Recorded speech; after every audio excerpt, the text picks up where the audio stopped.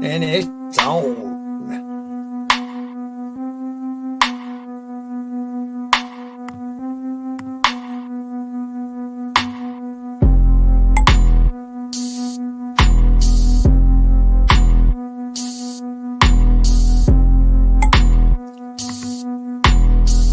I have no clue where we are in the video. Okay, you can switch out now. Oh, there we go. All right, we're good. Okay, let's end it then. All right. Welcome, everybody, to the least technical savvy host on YouTube. I am the Spork of Sporking Podcast News Sporking Podcast Scott. That's who I am. That's how messed up my brain is right now. No, but seriously, welcome everybody to Sporking News Podcast. This is the Humpty Dump. My name is Scott. Thank you for coming tonight. I know there's a lot of things going on in the world and in America tonight, but we're here to alleviate you guys from thinking about that for just a few hours if we can. And let's just bitch about, things we hate in our favorite fandoms. What do you think about that, my good friend, Culture Casino? Sounds great. I'm here for the entertainment factor and to poke fun again at the things that other people think that, fandom needs. So this should be good. Yeah, I think I agree with you. And also, how you feeling tonight, Makini, the artist of the fourth wave and the TFM?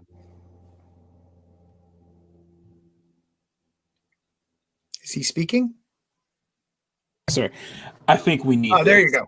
There you go. Sorry about that. Hit the wrong button. I think we need this tonight. I think this is just we need at least, an hour for us to just take our mind off of what's going on right now. And this is the place to be. I think this will be the best place to.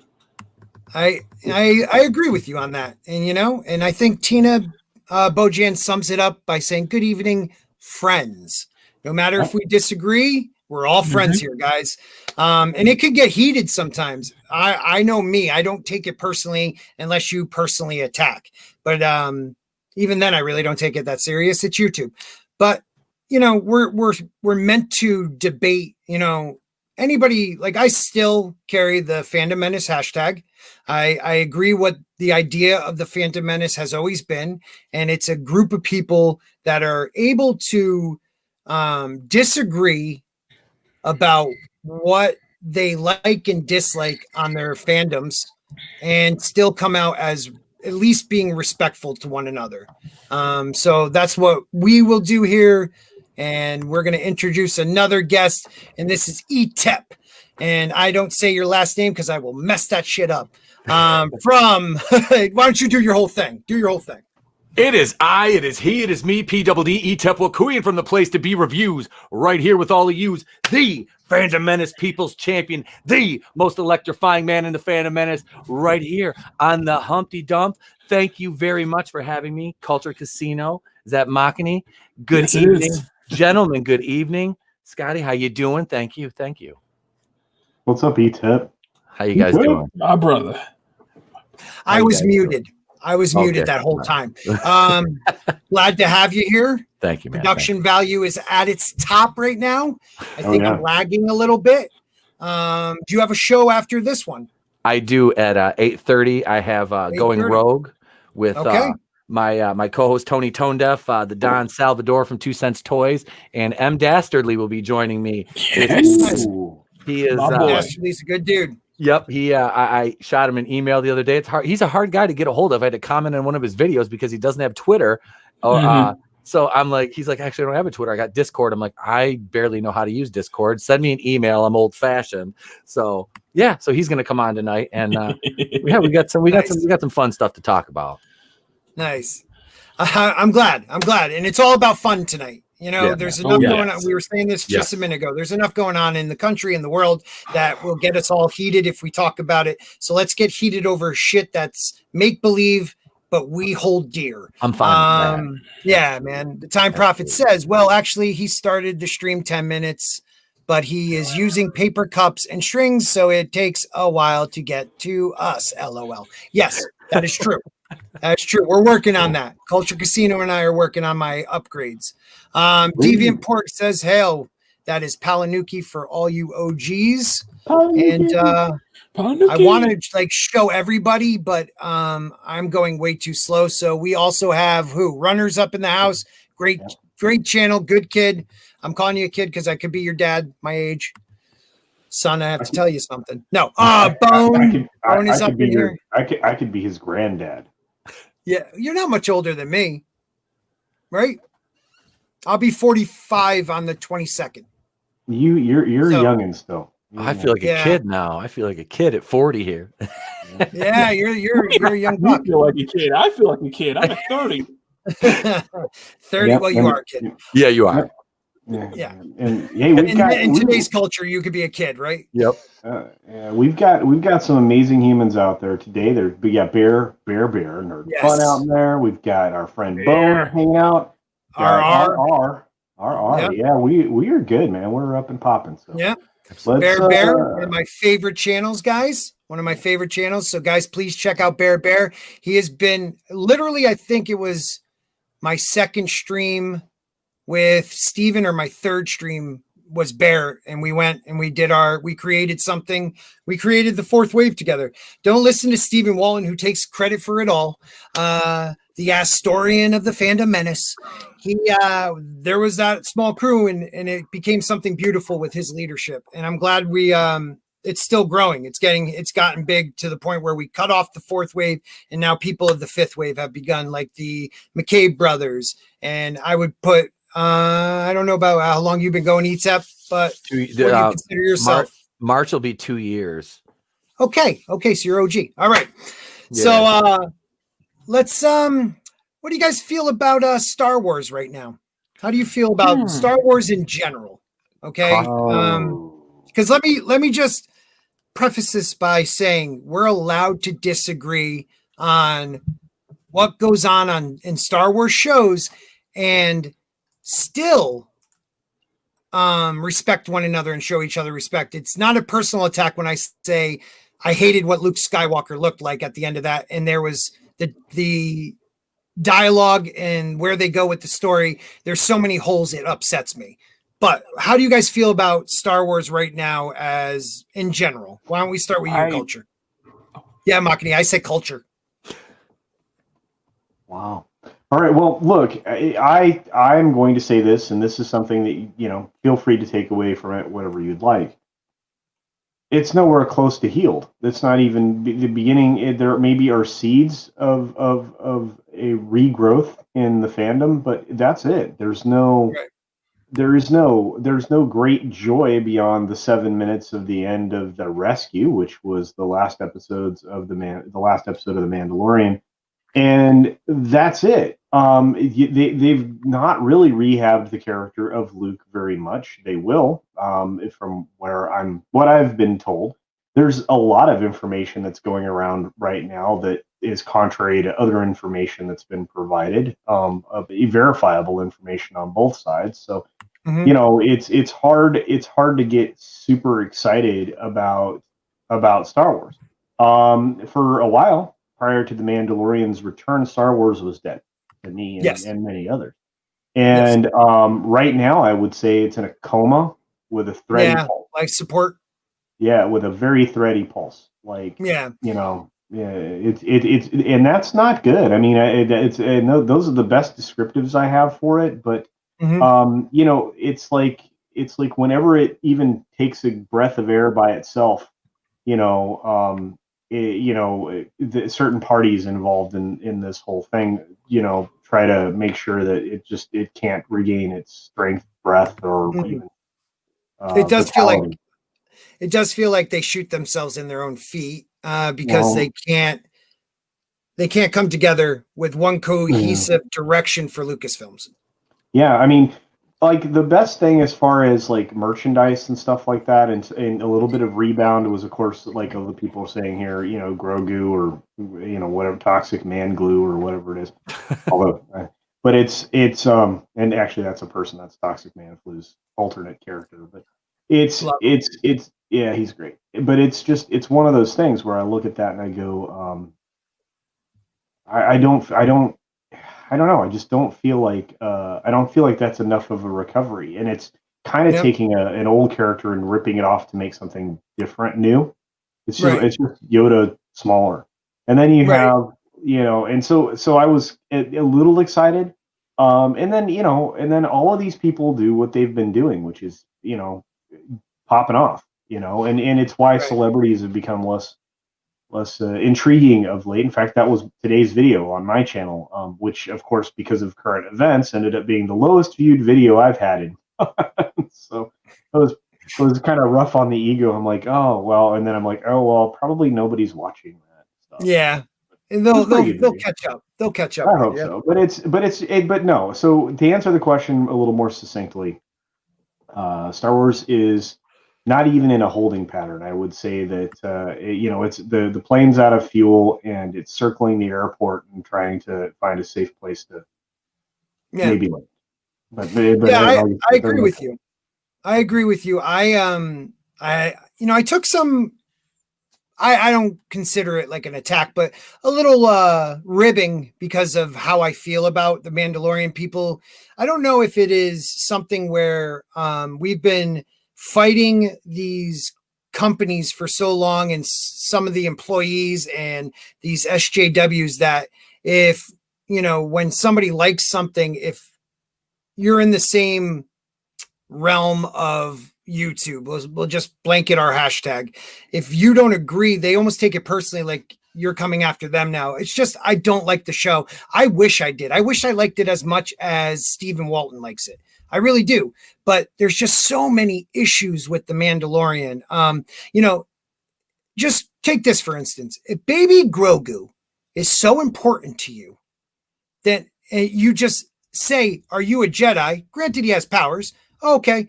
Don't get his name. Don't tell the guy that, oh, by the way, they took his blood and they were thinking about cloning, using him to clone somebody to make a force sensitive clone. Don't give him any of that information. Just stupid little things like the egg lady. She couldn't go in hyperspace, but yet that thing was getting bounced around I don't know. I can go on a tangent. I'm sorry. Makani, how do you feel about Star Wars right now? For as much as I see that the Luke Skywalker scene brought a feeling of hope, it was complete, in my opinion, it was completely dashed when with the whole Pablo Hidalgo Star Wars theory situation. And I think it's no surprise that the big problem with Star Wars is Lucasfilm. It's Lucasfilm, and it's the people who are in control of the franchise, in control of these books, these video games, the films, and just where the direction the whole series is going. You have people who are now, and it's happening now more than ever, they are open about how much they strongly dislike their fan base, their core audience. And it's it is unsettling to see. And it's not going to push the series in the right direction if you have people like the Pablo Hidalgos, people like in the High Republic or something, who openly attack the fans, openly mock the fans, openly, insult the fans, isms and phobes and all that stuff. Mm-hmm. And it turns people away.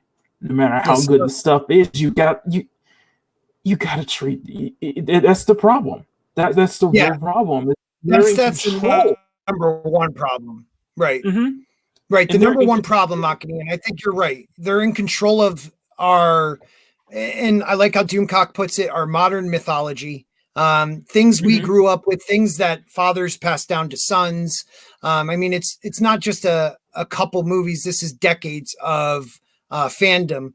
And to bitterly dislike a large portion of what created the fandom, whoever is that marketing whiz, whatever school they went to, they should just give back their diploma and just walk away, because the one thing you do not do in any form of customer service is attack the customer, and they thrive on it. It seems like. Etep, what do you think about it? I've been cautiously optimistic. I love The Mandalorian. I do. I acknowledge that it has its issues and problems, man. There's a lot of continuity things. Mm-hmm. And, in a lot of it, they're trying. Filoni and Favreau are trying to make amends. They're making the effort. That's an olive branch show to me. It really is. It's kind of a love letter to the fans. And I have no problem with that after the way we've been treated for 8 years. But the problem is, like you said, you brought up Pablo Hidalgo, which that punk ass still has me blocked on Twitter for the last 2 years, so I can't even say anything to him. It reeks of what actually works there. Like, look at the High Republic authors. What is it? Like the one, I can't remember the one's name. Jose High Older. Republic, you said. Okay. Yeah. Christina Ireland. Yeah, Christina Ireland, Claudia Gray. These are all a bunch of weirdos. They're all those weird SJWs. And this is part of that, splinter in between Team Kennedy and Team Favreau and Filoni, which I don't even have that much, faith in Dave Filoni as it is. I think Jon Favreau is the one that's kind of keeping him in line. But I just want good Star Wars. I don't want to be insulted by executives from Lucasfilm Creatives for having a visceral emotional reaction to something I've been waiting for since I was 3 years old. Right. And for him to attack, speaking of Hidalgo, to attack Star Wars theory like that, you're attacking a paying customer for enjoying a product that your company released. What is it? Is it because he's enjoying the wrong Star Wars? He's not fawning over the sequel trilogy or, clamoring for, Harvey's Acolyte show Acolyte. I mean, right. is that what the caveat is to why he attacked? It doesn't make sense to me. It's like you want us to spend money on your product. Mm-hmm. We get a product that we enjoy and we can agree upon is somewhat acceptable, at most levels. There's kind of something for everyone. You don't have to love everything about it, and I don't, and I understand if people don't like it. I don't care. That's your opinion, absolutely. Right. And everybody's entitled to that. But I've been optimistic with seeing how The Mandalorian has played out. The only thing that makes me nervous is, you just announced 10 Star Wars shows plus movies. You announce Rogue Squadron, and then Patty Jenkins. It's Patty Jenkins. It's going to be great. And we're all thinking Wonder Woman Patty Jenkins. Right. Monster Patty Jenkins. And then we get Wonder Woman 84, and it's like, oh shit! Like, right. is she gonna butcher this movie? Right.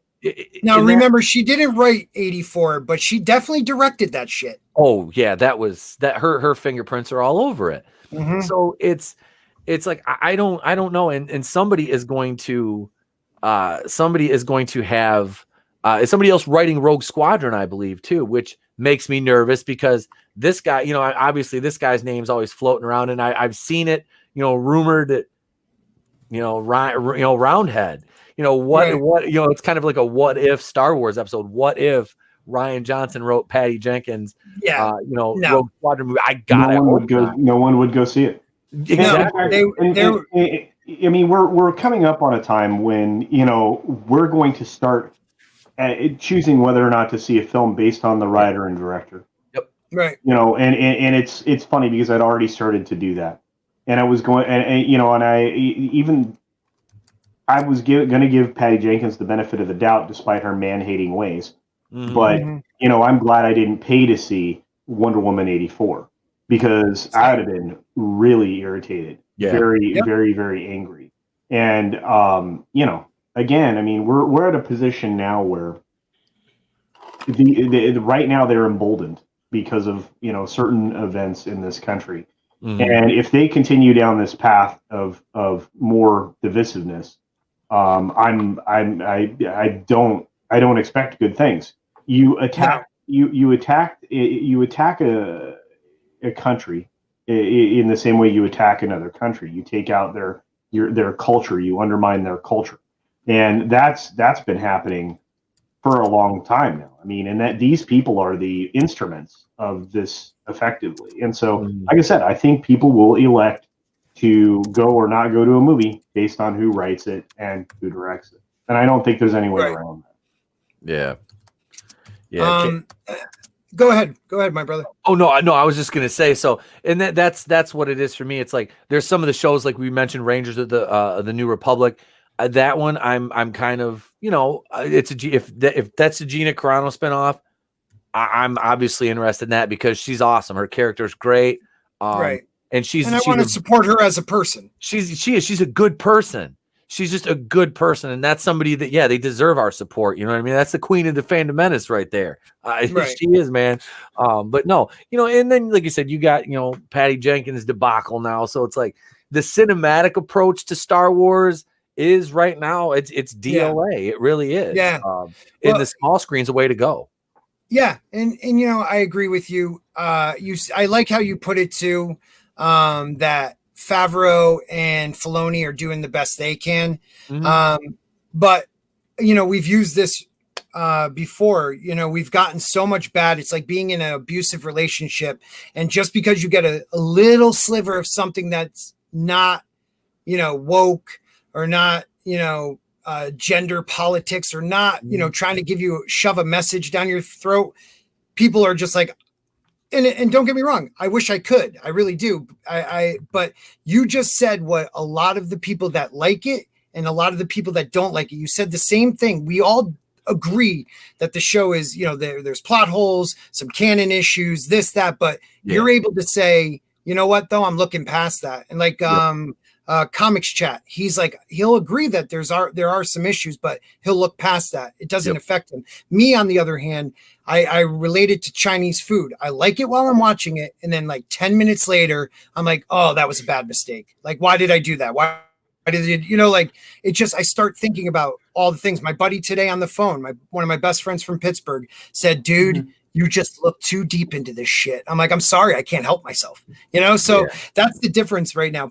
Some people are just happy to have something that isn't telling us we're all bad. Yeah, but it still is. I mean, well, of course, again, I'm not going to go into that. I mean, but let's get into the article, because this is telling us we're all bad. I mean, can I just say one more thing? Oh, it's my show. I will say one more thing. One more thing. People that say there's no woke agenda in Mandalorian, just watch that last episode again.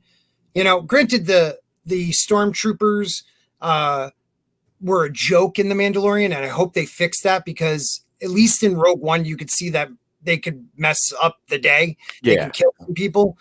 These guys, 1,000 of them can't take on 4 girls. It's just one that doesn't have her gun working properly. It's just aggravating. But culture, why don't we get into this awesome article from Bounding Into Comics? That's right, from our friends from Bounding Into Comics. Artist Stephen Wayne fixes newly announced woke Star Wars, the High Republic characters. This is John F. Trent's work, by the way. Thank you, John. Artist Stephen Wayne recently fixed 2 brand new characters that Lucasfilm revealed as part of their new Star Wars, the High Republic publishing initiative. The 2 characters Wayne fixed were the Jedi Ram Jamoram, that's creative, and the the smuggler, Leox Gyasi. All I see is gay. All I see. Yeah. That. But anyway, I'm sorry. Well, if you bring that back down, does it tell us about how you can turn his name? Oh yeah, it doesn't have to. It doesn't have to. It doesn't take much. But there's one of these guys' names literally is I am gay. If you switch around his wording, go ahead though. I'm sorry. No, we're good. Anyway, so. And actually, if you use the X, E, O, and L, you could actually say Kylo is gay. But anyway, it doesn't matter. So, Leox Gyasi, whatever, was introduced by author Claudia Gray, a complete hack and terrible human. She described him as a pilot who some of this scoundrel energy.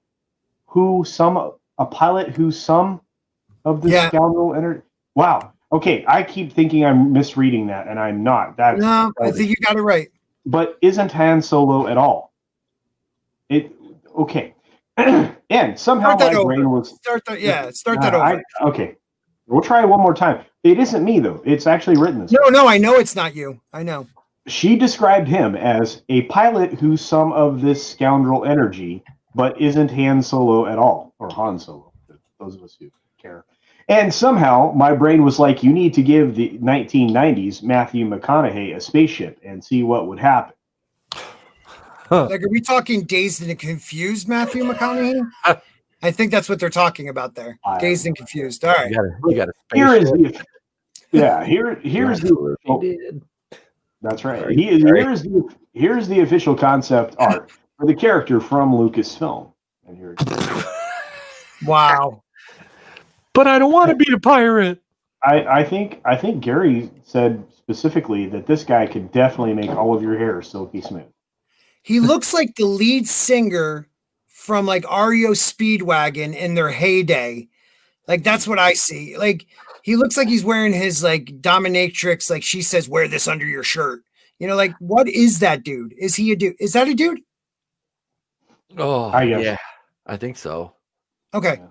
Well, because I've seen some of the women they've drawn in it, same shape, so I don't know. It's more of that CalArts art style that I hate. But anyway, Ram Jamaram. That sounds great, guys. Was introduced by author Daniel Jose Older, who is also a terrible human being. Yes, he described the Jedi saying he's also a really cool character because he's very mechanically minded. He actually really doesn't like all the stuff, all the pomp and circumstance type stuff that goes along with being a Jedi. There's pomp and circumstance being a Jedi. Mm-hmm. I guess. I thought they avoided that. Not to bring that type of unwanted attention, but whatever. This guy really doesn't understand what he's talking about. But anyway, he just wants to hide in his garage and repair things. That doesn't sound like a Jedi. And he sort of uses the Force to do that. Okay, so now we use Force repair? Yeah, like Force laziness? Is that Force laziness? Or you had Force healing, now you have Force repair. Right, because I'm telling you right now, I would totally take advantage. I would probably end up a Sith by accident because I would totally take advantage of like, I don't want to go over there and grab that cup of water I left on the nightstand. Ooh, I would be this lazy dude. All right. Okay. I don't know. Not that he has a special force power, but he thinks mechanically, so his powers are inclined in that direction, he added. Oh, is that how the Force works? Okay. No. Here's the official concept art of the character released by Lucasfilm. Hey, look, it's Space Trailblazer. Yeah, oh my God, I was thinking the same thing. And what I think is great is they are promoting NBC right here. This logo on the belt. Is it really? Oh my God. I thought he was wearing. I thought he was wearing maybe, I don't know, like a BOMB. You know, like take me out and taking everybody out, like, because that's kind of what it looks like. Oh yeah, and it looks like he's got the least efficient placement of a lightsaber I've ever seen. So awesome. Is all that right. Well, real quick, Stick Kenobi, if you're still awake, I'll send you a link if you want to jump in. He's out there. He's out there.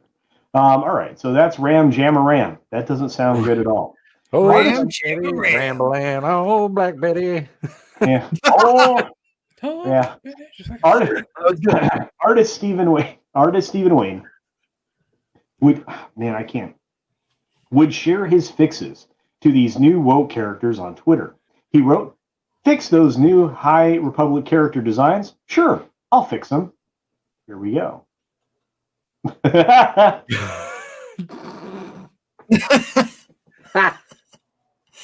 Well, okay. Makani as the artist in the group. What do you think? Okay.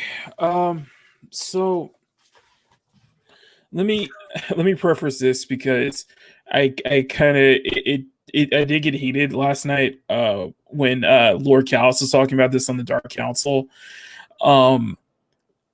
I understand where he comes from because he's not used to seeing these kind of designs, especially in like a Star Wars stuff. But my argument was that this kind of stuff that you see here, this focus on, and I'm including the cover that you see with the black girl with the side of her head shaven in the first issue as well. These attention to this focus on representation and agenda as the inspiration or as the focus of their character designs is, for lack of a better term, incredibly lazy.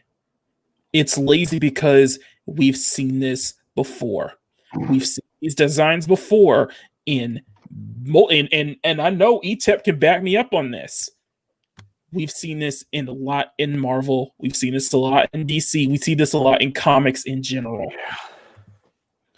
This is not, you guys have no ounce of creativity whatsoever. You can't think past what would service your own agenda, what would service your own nature, what would service your own representation. This whole wanting to see yourselves in everything is exactly what I see with these two characters, especially Ram. This is like Jayne saying, Ram's is it considered to you a racist character? Is Ram considered a racist character to me? She said Ram Jam a Ram is racist. Now I don't know if that term is racist. I don't know if it's because that's like a Southern rock thing, isn't it? Ram Jam. Yeah, Ram Jam. Yeah. I thought that was a female at first. I thought too. Ram was a female because that something about that face looks very more feminine than masculine in the way that the posture. Because it's just the same. Oh, what? Would you do that Ram Damma Jamma along? If it was a chick? I thought it was a chick. Okay, so I honestly did. That's going to be awkward morning when you wake up. Yeah, go ahead, Makani. Wait, here's the thing. So she rams people. Yes. But here's the thing. Someone can argue that it's Star Wars, and Star Wars has a huge, catalog of very interesting, unique, and diverse characters. And I agree with that 100%. There's lots of different ways. There's actually a lot of different ways that you can make these characters look interesting, and they don't even have to be human. You can make them like Twi'leks, you can make them like Togruns or a different race, but you stick to the default human characters for these two, and you use the same focus, the same attention and focus to agenda and representation that we see in comics nowadays, and it's becoming a trope. It's a trope. It's a trope nowadays. It's nothing creative about it. Why not? Damaj and I remember Damaj and I said this on last night's show, and it rung with me. It made sense with me that you have all these, you push about representation, you push about, biodiversity, having different kinds of characters and such is fine. But here's the thing. Why are you afraid to have a character who, and especially a female hero who actually has curves? Well, that's where why are you afraid to have? You're not afraid of it. Well, with it's women, not afraid. It's the demonization of it. Well, no, with women, they don't want to make them too sexy because then they're fat shaming other women. They want to make them, They don't want anybody to be attractive anymore. And when it comes to men, they don't want men to be masculine anymore. Neither one of these two guys up here, I know it's a redo, but it's pretty much the same silhouette of the same guys. You got a overweight, lazy guy who uses his force powers for oil changes. And then you have this other kind of flamboyant standing, very feminine looking man. That's fine if you're going to have him in the show, but why do you not ever anymore have representation of a strong, smart male that isn't a fool or abusive or deadbeat dad? And here's the thing: go and if you want an example, go to Stephen Wayne's design of Avar Kriss. Why can't we have a design of that as a part of a main character? Yeah, it's everything. All these others are fine, but something like his design of our Chris is not. Yeah, no, I get what you're saying, man, and maybe we'll take a look at that. But Culture, how do you feel about this artwork, the original artwork, and how much more is there more of the article? Like we could read a little bit more, but let me get your take on it, Stig, and ETEP's take too. Yeah, I'm sending you something that ties into this. 2 pictures. It's this isn't anything new. This has been in the comics in a sense too. Right. You know what? I'm gonna have to forward this one. Hold on. because I cannot. My computer sucks. But I'll put it in the dump chat and have one of the guys show it. Sure. Yeah, hang on. There's a second one too. Yeah, this just reminded me of this. There you go. Can I just say I'm looking at the picture you just sent me, and that's pisses me off. That's Luke Skywalker. Right. I'm sending it to the dump chat, guys. If you want to bring that up after this article, okay. We'll show everybody. I feel it's relevant to this. That's ridiculous. But well, what do you feel though? Yeah, go please. I've been following Star Wars since the 80s, and reading comics and all that, and blah blah blah. Star Wars has a certain look. The characters and all that, they have a certain Star Wars look. You can just look at a picture and you can tell it's Star Wars, not Star Trek and all that. Right. These characters look generic. I mean, if you weren't told that the character on the left is a Star Wars character, you probably wouldn't know. You wouldn't guess it. You're muted, Sporky. Thank you. Go back up to the originals while we're talking about this, if you don't mind, Culture, and because you have a valid point there, man. If you don't point, there's no yes, they use earth tones, but if this didn't say Star Wars, would you guess that dude is a Star Wars character? Nope. No. There's no way. No, but finish your thought. I'm sorry, Stig, and then Etep, I'd like to hear what you have to say too. Yeah, no, it's just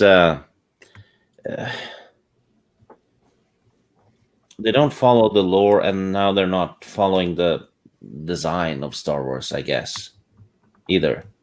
Right. It's unrecognizable from all kinds of angles now. And I feel like that's what they wanted, Stig. Yeah, it's probably what they wanted, but at least give it a unique look, Yeah. Etep, what do you think about it? This dude looks like an extra from the scene in Police Academy where Proctor and Captain Harris went to the Blue Oyster. Yes. And Proctor, I don't see a salad bar.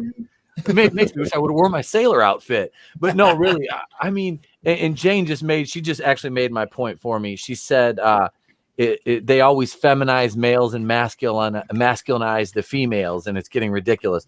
That's what I was going to say. They try to make these men. They don't want alpha male characters like Han Solo. Harrison Ford is a alpha male character. He is that everyman character, and they don't want Poe Dameron in the new trilogy could have been like that if it was directed properly, but they just made him. He was just bitch made. That's the easiest way I can say it. He was bitch made. Holdo dressed him down like he was a little ass boy. And they continually cut him off at the knees, at the legs, at every turn. And they did the same thing with Finn. Every male character has to be put in his place by a strong woman. And I have no issue with strong women. I don't. But to see one go over at the expense of the other when both can have their equal shine is absolutely ridiculous, and it's lazy writing. That's it, man. Not even the good guys, Etep. Not even the good guys. You also have, Hux. From the first one where he was like a stand-in for Hitler. Went to what's that? I'm the spy. Hey, exposition for exposition. I was a spy. It was me. And I think that was why they had Richard Grant's character kill him, because JJ created Hux. Ryan made him even more of a bumbling idiot than he was. So JJ's like, oh, well, checkmate. I'm gonna have my new character kill my old character that you ruined because I can. And it was like two little dicks fighting over who had the biggest one, and neither of them was. That's what it was. It was like a pissing contest over a movie trilogy, and the fans were the ones that paid for it. That was the problem with.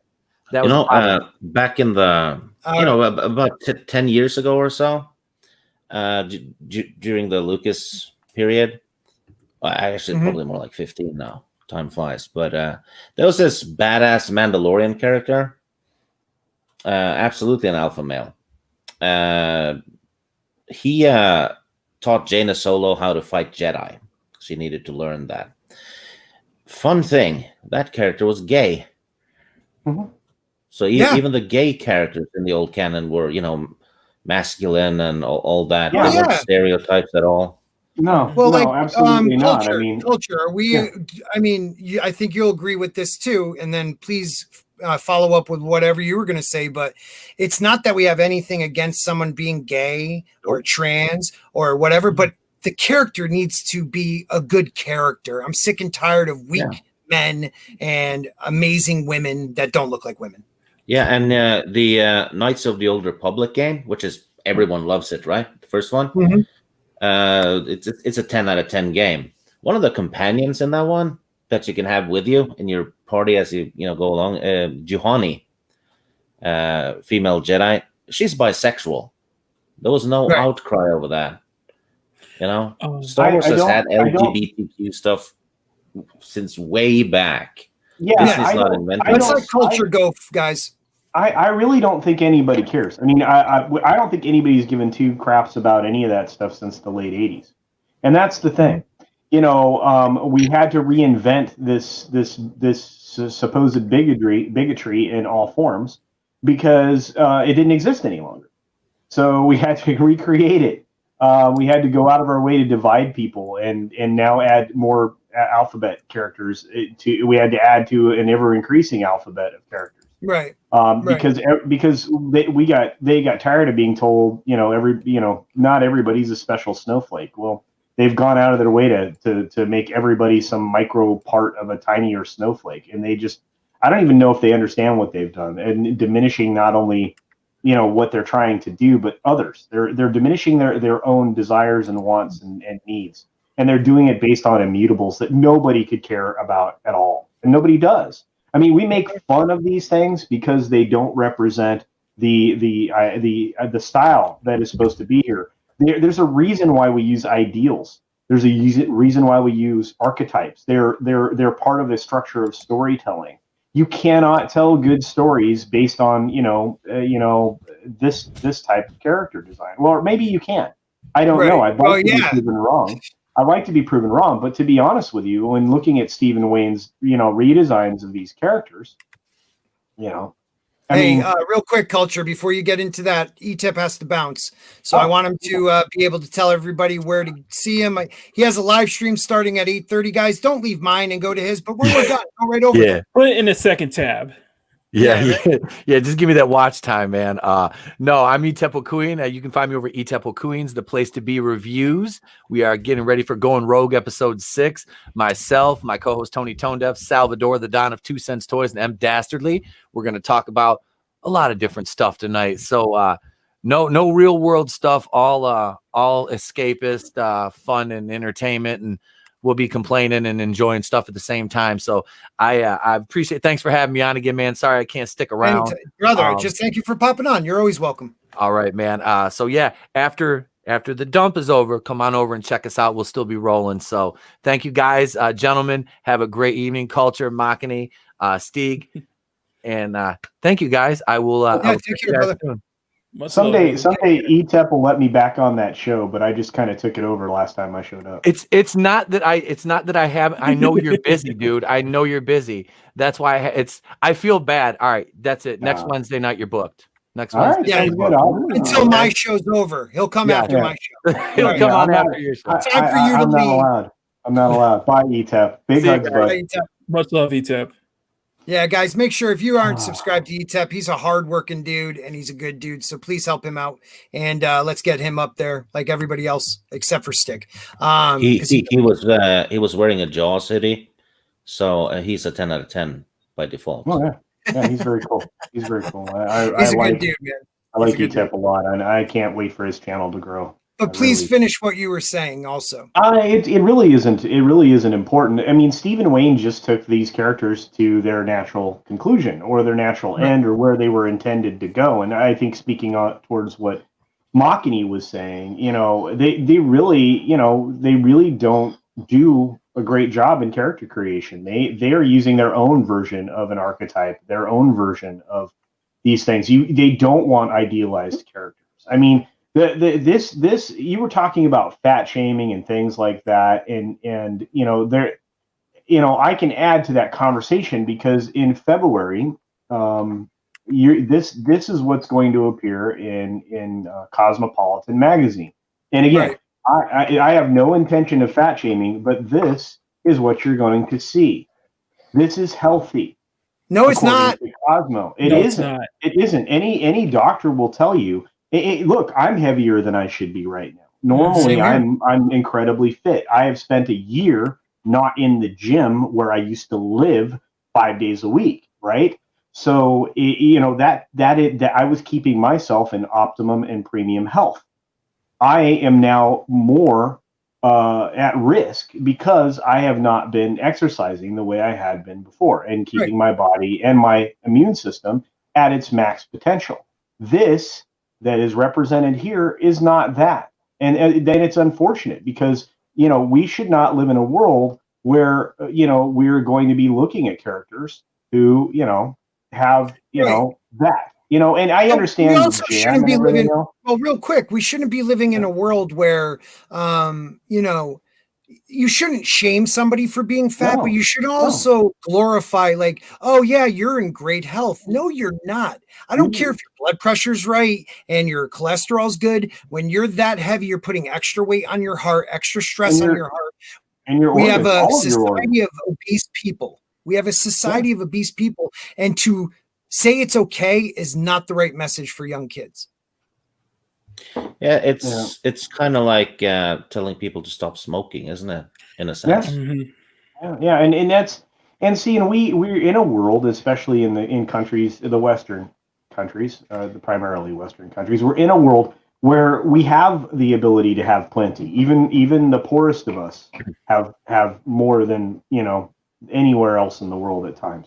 And so circumstances allow for people to have these things. Now, there are other reasons that you might be obese or overweight, because there are certainly genetic issues that come along with all of that, and hormone imbalances and all that.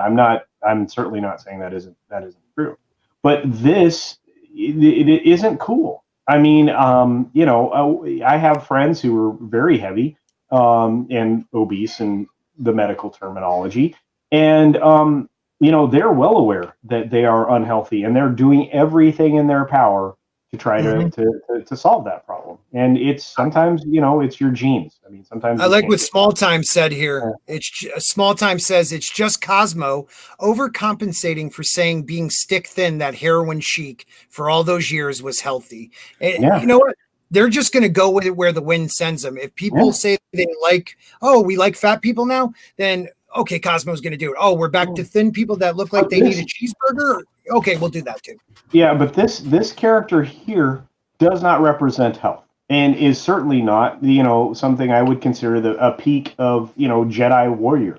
Sorry. Right. Soul Assassin says you can have a chin. How can a Jedi be in balance when they overeat or something? They're not. Right. They're not. And that's the thing. And the disgusting part of what Jose, whatever the butt puppet older guy said, was that, this character doesn't like the pomp and circumstance. And I'm like going, I wonder why. And there isn't any in the Jedi Order at all anyway. But I mean,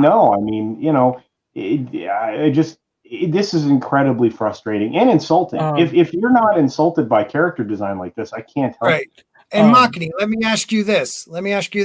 The High Republic is being billed as like the pinnacle of Jedi society, like the Jedi. Yep. Is this the pinnacle? No. Okay, just making sure. Now, what it's ridiculous. But what did you want to say? I heard you're trying to get No, there's something I want to share. Okay, because this is in relation to this, and this is about in a comics article. Don't worry. Yeah, no, that's fine. It could be. And the reason I'm bringing this up is in regards to character design, because, and what I was saying earlier, you can have all these different kind of characters, but having something like this is unacceptable. And this has happened over the weekend. This whole thing where you have a game that came out that it got so much flack because of how the characters look, because how busty the characters are, and they got a lot of flack. They got a lot of death threats from it. They've gotten so much crap from it.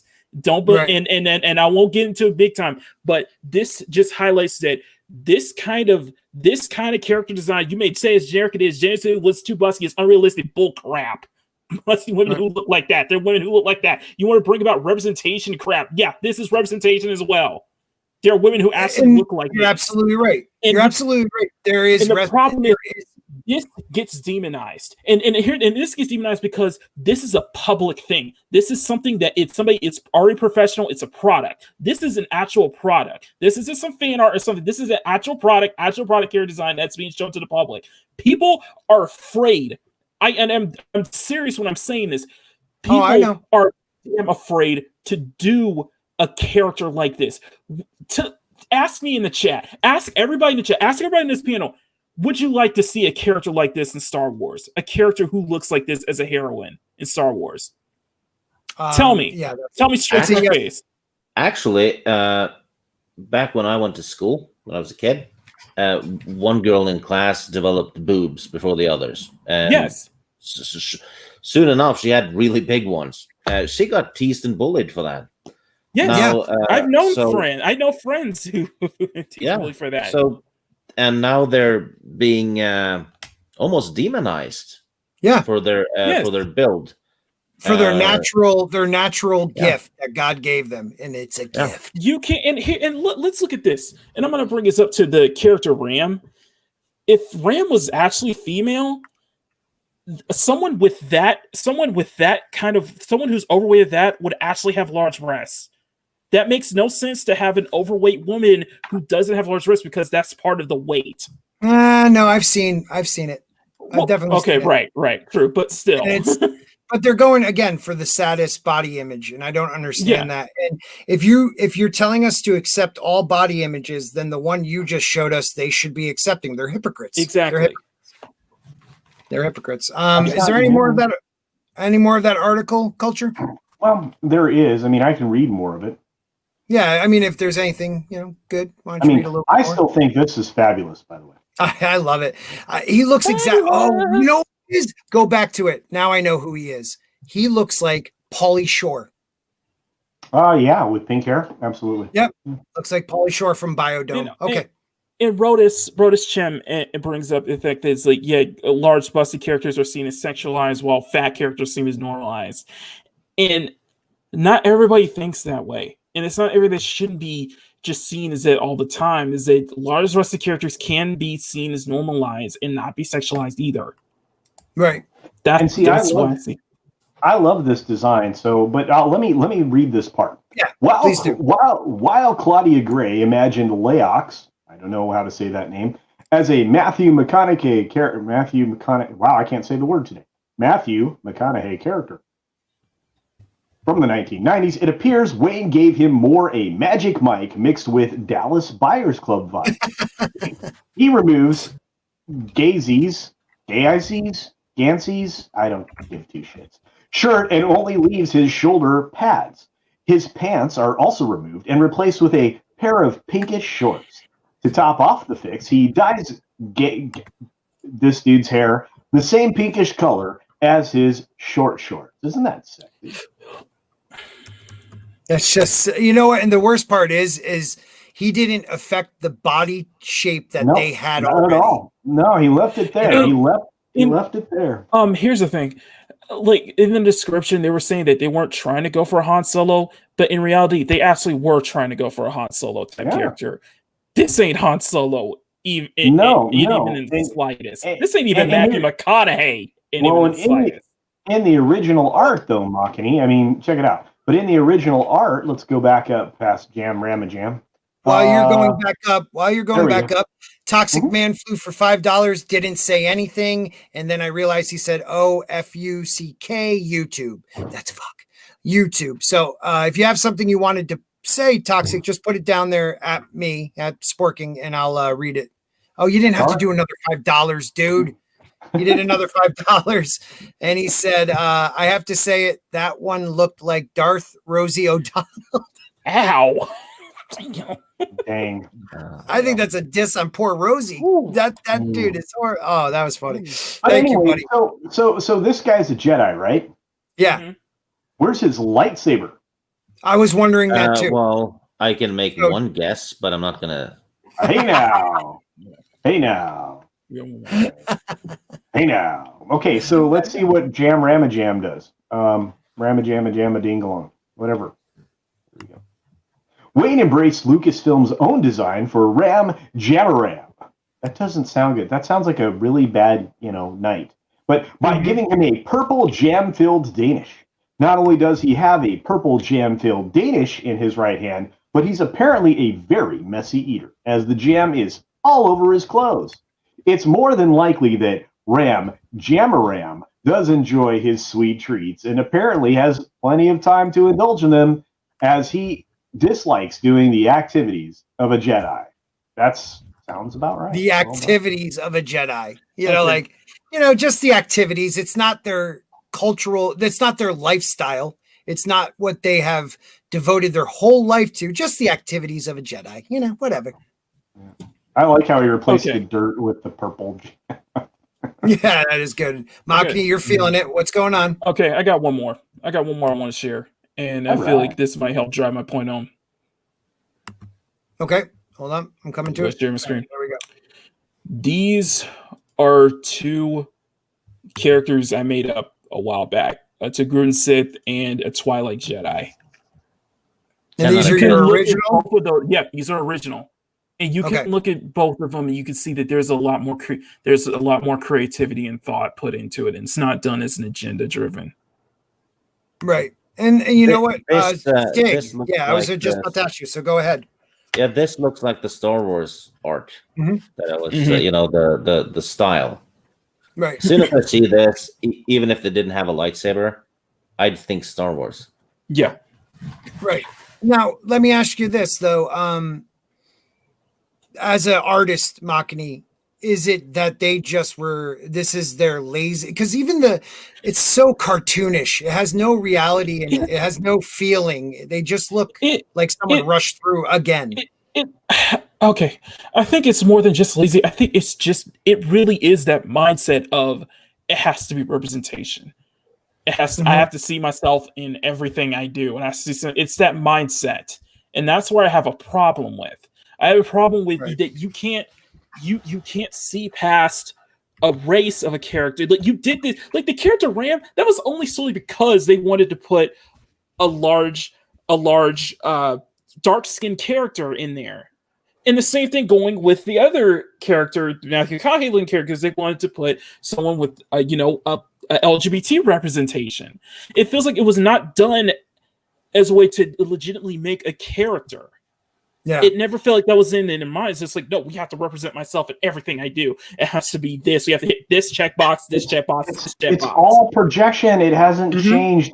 We've been calling this out for as long as I've had my YouTube channel. Before I had my YouTube channel and I was a member of the chat under a different name, I've been calling this out forever. Ever since my eyes were awakened in 2015 by the worst Ghostbusters film ever made, which I don't know what you're going to call that other than Ghostbusters. I'd like to call it something different. Somebody come up with a name for it in the chat. I'll be happy to use it.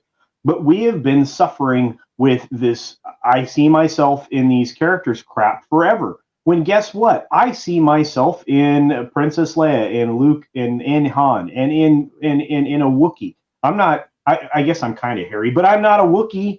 I'm not 7 feet tall. I'm not covered, fully in hair, just a beautiful head of hair.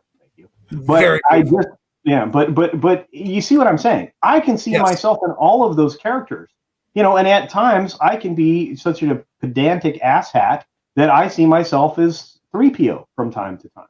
So it's one of those things where, I don't need that. And if I were creating characters, I am not creating me. When I'm writing, like right now, I'm still working on my horror Western, right? Because I want to make a film. I think that I can make an entertaining film that's of high quality that people will consume, right? But guess what character's not going to be? I might be acting in the film, but me as a character won't be represented in it. The character that I would play or the characters that I am writing have nothing to do with me because I don't want to be me. But even a great writer can still put aspects of themselves into their characters without ruining it. Look at Stig. Look at George R.R. Martin. And before you answer that, Culture Casino 149, guessing a Doomicorn? Of course. Thank you, Makini. Just to chime in on Culture Casino, he pretty much nailed it. But we're seeing now, though, in the role-playing game industry that where you can play as bunch of different races, elves, orcs, whatever, you can create what you want and role play as that character. If you want to play a barbarian, orc, do so. Now they're complaining that even that doesn't have enough representation. I mean, you can literally make whatever you want, and the point is to not play yourself. Right? That's the whole point. It's role playing. It's in the word. It's in the name. Role playing. Yes. You're not role playing if you're playing yourself. Right. That's just you being yourself. So even that, orcs are racist. Why are there no fat elves? Elves are vegans usually. They eat lettuce, so that's why they're thin. But it's all that too. Like they're going to change Christianity to have fat angels. The Archangel Michael was really a tubby guy who didn't want to fight Lucifer at the end because Lucifer is a toxic male, and it's just stop changing, So they're fallen angels because they were too heavy. Yeah, exactly. They tumbled out of heaven. They just fell down. Dude, I don't care what anybody. Whoa! Time out before you go there. Lucifer is hot. Tom Ellis is a damn good-looking Lucifer. That's all I have to say about that.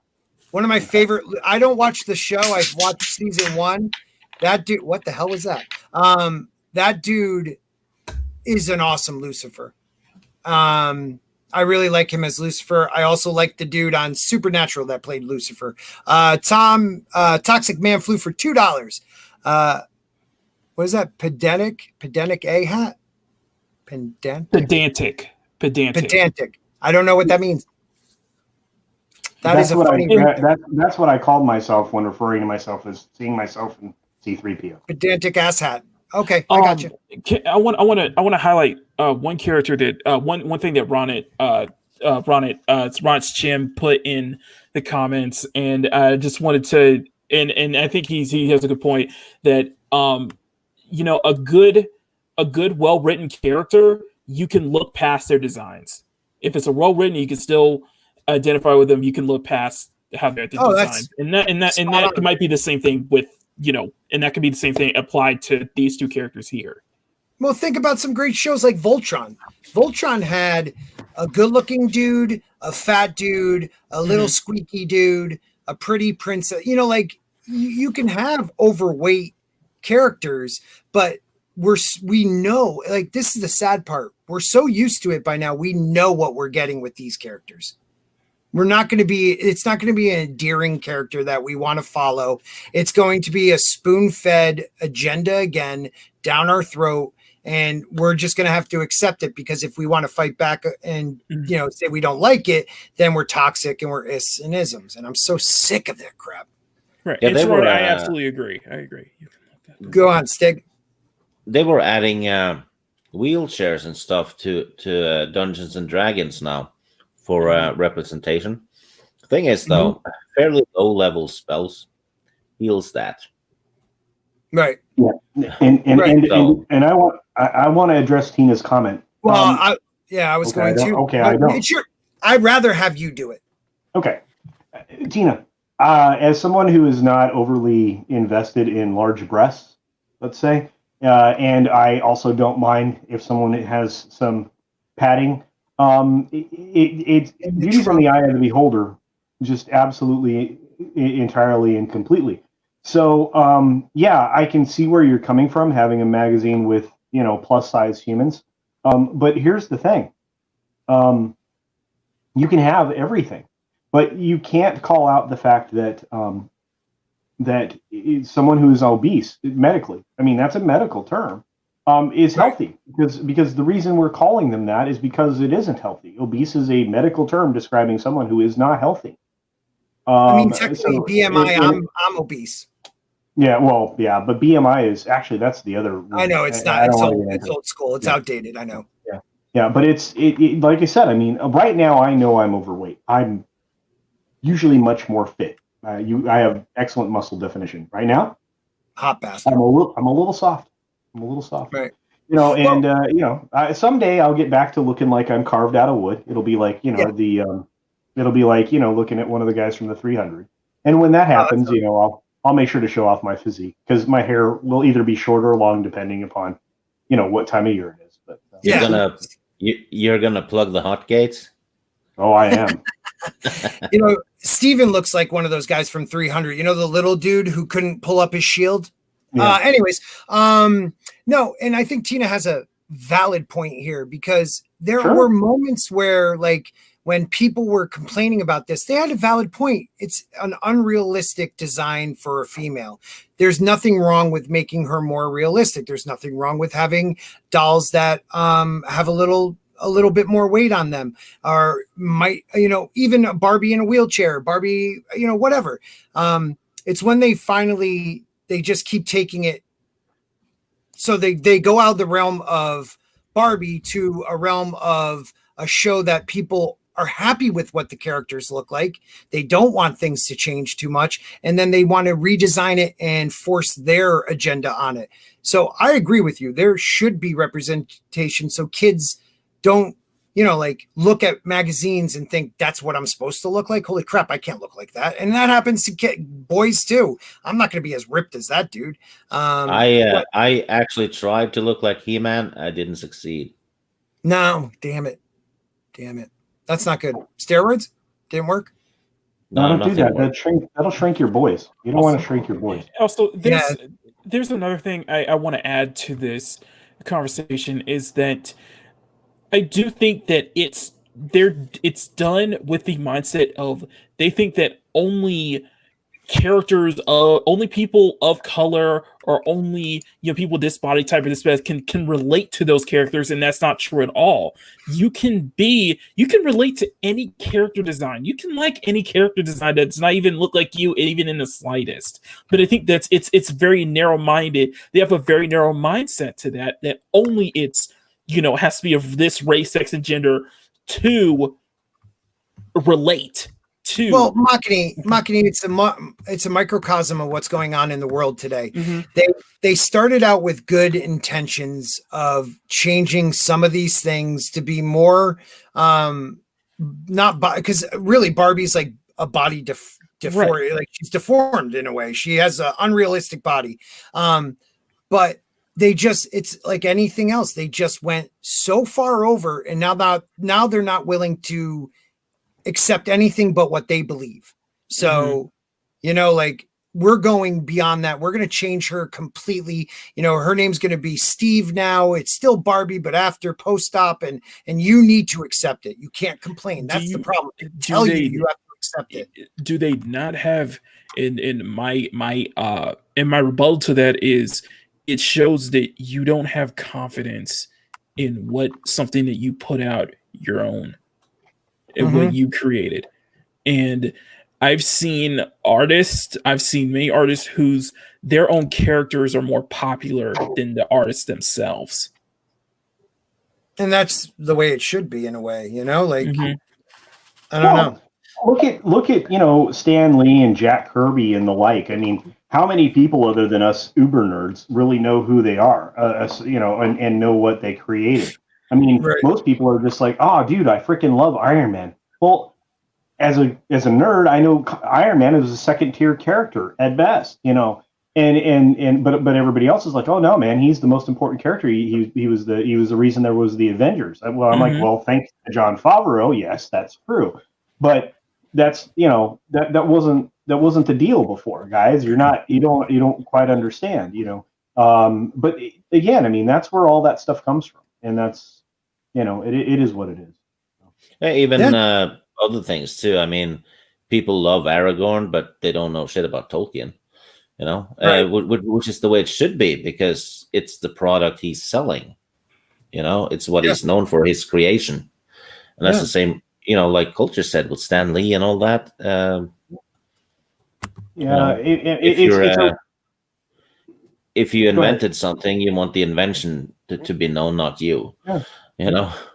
Yeah, I mean, you can own tons of patents that essentially are how things work. I mean, the guys that owned, the guy that created the toaster oven, the guy. I mean, there's a bunch of people that created things. We don't know what their names are, nor do we care. But their families are fabulously wealthy, and they did very well for themselves. There are thousands of Motorola radio patents that were, created by just amazing, brilliant inventors, and everybody uses their radio technology today. It's called your damn cell phone. And you don't know who made that. You don't know the guys that own those patents. You don't know, how much money they took away from those things. There's a lot of things that you don't know, that you don't care who the creators were. It's what lives on beyond them that we care about. And same thing with these creations. So these people are creating these dog crap representations of these characters that are going to be discarded. They're not going to be epic. They won't be beloved. You guys are writing a version of an epitaph that says, I was irrelevant. Well, thank you. Is that what you want on your tombstone?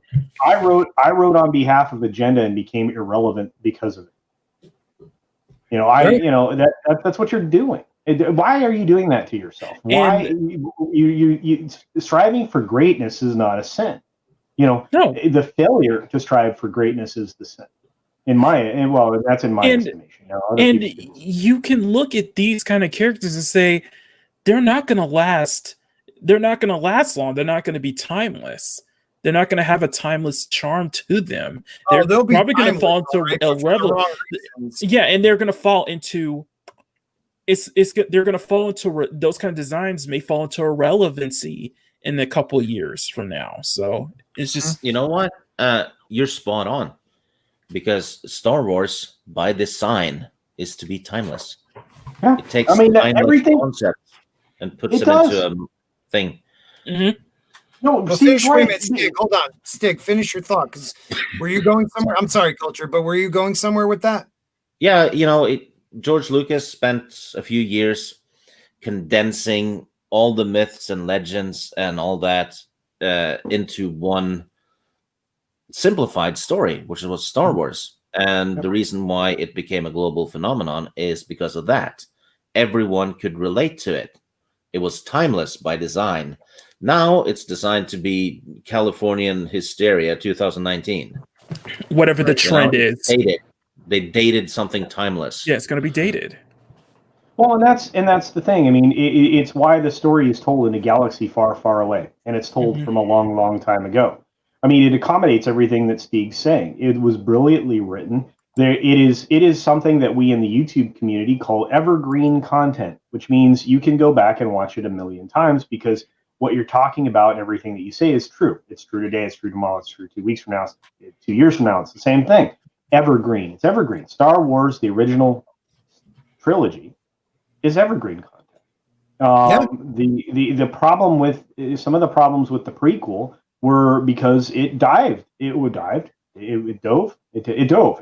into some modern political theming. Now there was some political theming in the previous Star Wars trilogy for sure, but it was also based in the past, whereas there was a lot of current day crap that was brought into the prequels, so they suffered for it. They suffered from some other things like bad casting, but we won't talk about that now. Now the reason the prequel trilogy super sucked is because it was nothing but agenda. The story wasn't the primary. It was not even the secondary or the tertiary. It was fourth or fifth on the list, and it shows in every single one of those films, and they got progressively worse. And by the third film, you had, holy crap, we've destroyed this thing, and our earnings have gone down successively. Instead of having a $2 billion second movie and a $3 billion third movie, we've been driving fans away and driving the box office away. And Tina Bojan says something very brilliant at the bottom of the screen right now, and I could not agree more. And it's something. If I could put an example, something that I think has an appeal, and something I think would be a good example for this is fighting games. You think about fighting games is that one of the things they all have in common is that they have a very diverse roster of different characters that can appeal to everyone. And it really just comes down to, what character interests you the most, which one interests you the most, which one you want to play first, or which one you want to stick with. And it's all different play styles. And I think having that kind of mindset for like what you see like fighting games and such, I think that's something that can benefit with Star Wars. In Star Wars now and the High Republic stuff, of having a huge like roster of diverse characters to kind of to see, and then just let the viewers kind of pick and decide kind of what appeals to them, what really appeals to their sensibilities, what's something that catches their eye the most and they want to follow. Right. I think just be and what I was saying with Tina was that I agree that younger folks do not to me be marred with a single idea of beauty. My only thing is put every design on the table and not take anything away, or not push any design back just so you could push up another design, which is what I think what we're seeing here with the High Republic. Well, what we're seeing here with the High Republic is an intentional design. It's intentional to make them look this way, so they can say, "Look at us! Look what we did. We're definitely trending towards a certain direction. We're with you guys. These people that loved Star Wars before that are complaining about this, well, they're just toxic. That's where they're going with it. There has to be something." A happy medium. And while I'm looking up this, Makini, if you could bring up the next article, Toxic Man flew for $5. Fortunately, I was born with my idol's physique, John Holmes. Wow. You should be proud. And so should your parents. All right. But we'll just see where they go with this. I can't imagine those characters will become something that I say, wow, I really love these characters. I relate to these characters. I know it's not going to go that route. All right. I don't know. All right. So what are we talking about next, Makini? All right. This is coming from CNET.com. And this is... All right. And if anybody wants, just start reading. If anybody feels they need to jump in and make a comment, jump in. You guys will probably know more about this than me. So, and this is by Bonnie Burton of CNET.com. Patty Jenkins responds to the controversial Wonder Woman 1984 plot. Confused about Steve Trevor's role in Wonder Woman 1984, Patty Jenkins addresses the controversy on social media thanks to one savvy fan's tweet. And here's a warning, guys, if you have not seen the film, spoilers ahead. Whether you love or hate Wonder Woman 1984, one thing is for sure, Steve Trevor is coming back from the dead is a bizarre twist. After all, Steve died at the end of this 2017 film, a story set almost 70 years before 1984. Fans might have been confused how he not only survived his death, but never aged. Now, Wonder Woman 84, directed by Patty Jenkins, is defending the controversial choice to bring his character back into Diana Prince's Wonder Woman's life for the new film. The Wonder Woman 84 plot revolves around a specific artifact called the Dreamstone that has the power to grant one wish for whoever holds it. Kind of like a horror story of the mystical monkey's paw. When you wish for something, there's always some strings attached. After all, God of Lies gave... Go ahead. No, this is verbatim the monkey's paw. This thing was a monkey's paw. In fact, Steve actually says this thing's a monkey's paw. So the writer of this is an idiot. So anyway, keep going. All right. After all, it was the God of Lies who gave the stone in its power in the first place. When the Dreamstone grants a wish, it then takes something else of equal importance from the wisher. However, before fully understanding the dubious quid pro quo nature of the stone, Diana Prince wishes for the return of Steve, and the next day he returns. But here's where it gets tricky in the film. Steve isn't exactly the same guy he remembers from her past. In fact, Steve is basically taking over the body. Yeah, I like how they put that. Not read that last sentence again. Yeah, I know they're going to answer it, but go again. But here is where it gets tricky in the film. Steve isn't exactly the same guy she remembers from her past. No, he's not the same guy. He's not the same guy at all. At all. He's not. Sorry. Sure. Right. And he didn't get consent first either. Also, just to make it extra confusing, Steve looks this different person played by actor Christopher Polaha to everyone else. Another very problematic point is that if Steve isn't really Steve, that means Wonder Woman is possibly getting physical with a stranger and not her beloved Steve. The movie is implied that there's no actual sex scene between two characters. The lack of consent is what got a lot of fans up in arms about the film. Jenkins could simply be playing the well-known story trope of characters body swapping in movies like Big or Freaky Friday, where consent is not given. The body swapping, right? But in Freaky, wait a minute, time out. Yes, consent wasn't given, but in Freaky Friday, the daughter doesn't sleep with the dad.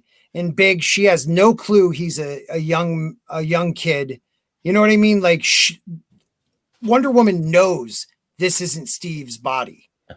You know what? It's kind of disturbing though. Wonder Woman spent 70 years thinking about that guy, and then all of a sudden she believes, hey, that dead guy is in the body of this guy. I need to shag him. Well, that's a real problem. That you know, and there are many examples, Scott. I mean, you only touched on a few of them where, McFly didn't get down with, his mom. I mean, there's a whole lot of stuff that goes on, in all of these films, and there are many films that have this type of thing, and most people or most of these characters exercise proper moral decision making. She completely dodges it and does something that is very gross. Yeah, and if it was reversed with a woman and a man, the woman being the body, this would be a huge immediate firestorm. Oh yeah, it would have been and this is when we need Jayne Theory on the panel, because she would be able to go for 20 minutes on how insane this was. But to defend Jenkins though, she didn't write it. Right, that's true. She shouldn't be taking all the blame. No, right. And she might have not thought it through when they were filming it. Right. And I don't have an issue with that, Stig. I don't have an issue with that. Yeah. Well, here's the thing. I'm sorry, Stig. Let him finish thought. I do this to Stig all the time. Finish your thought, buddy. And then no, it's perfectly okay. It wasn't that much of a thought. It's just I don't know. Like you said, if this had been a male doing this to a female, it would have blown up. Really would have. But I don't know. I think there's a lot of blame to go around for a lot of people with this movie. Yes. And if you look at the writing in general and the movie, it's pretty. It comes off as they just phoned it in. And I think they didn't think that far. But here's the thing. I mean, even if she didn't write it directly, Steve, she's still accountable, because she will be happy to tell each and every person, and during any interview that she did prior to the film being released, that she was cause for all of the story elements. And that, What's His Nuts was essentially, she has a writing credit. She's not without blame. And accept the loss. You know what? People are pointing this out. People are upset about it. The thing is she's gonna. What I have an issue with is the excuses are starting to come.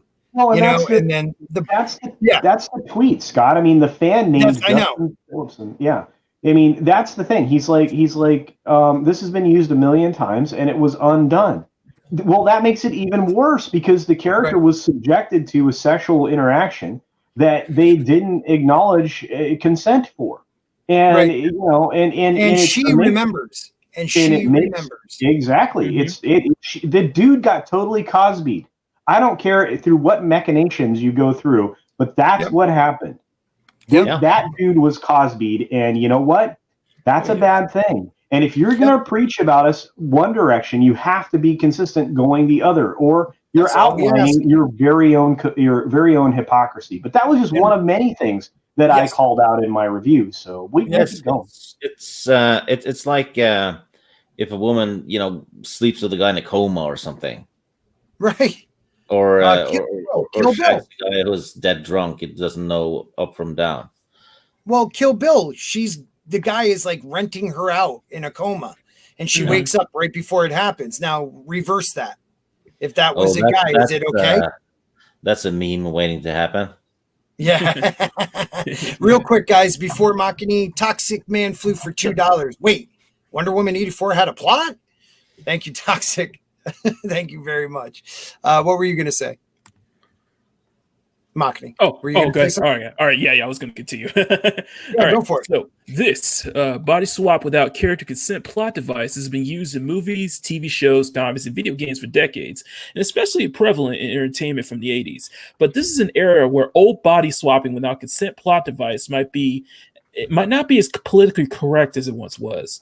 A fan named Dustin Phillipson on Twitter came to Jenkins' defense about the body swapping in Wonder Woman 84, saying that this is only a common plot device in fiction, but this particular story of body swapping was undone when people took back their wishes.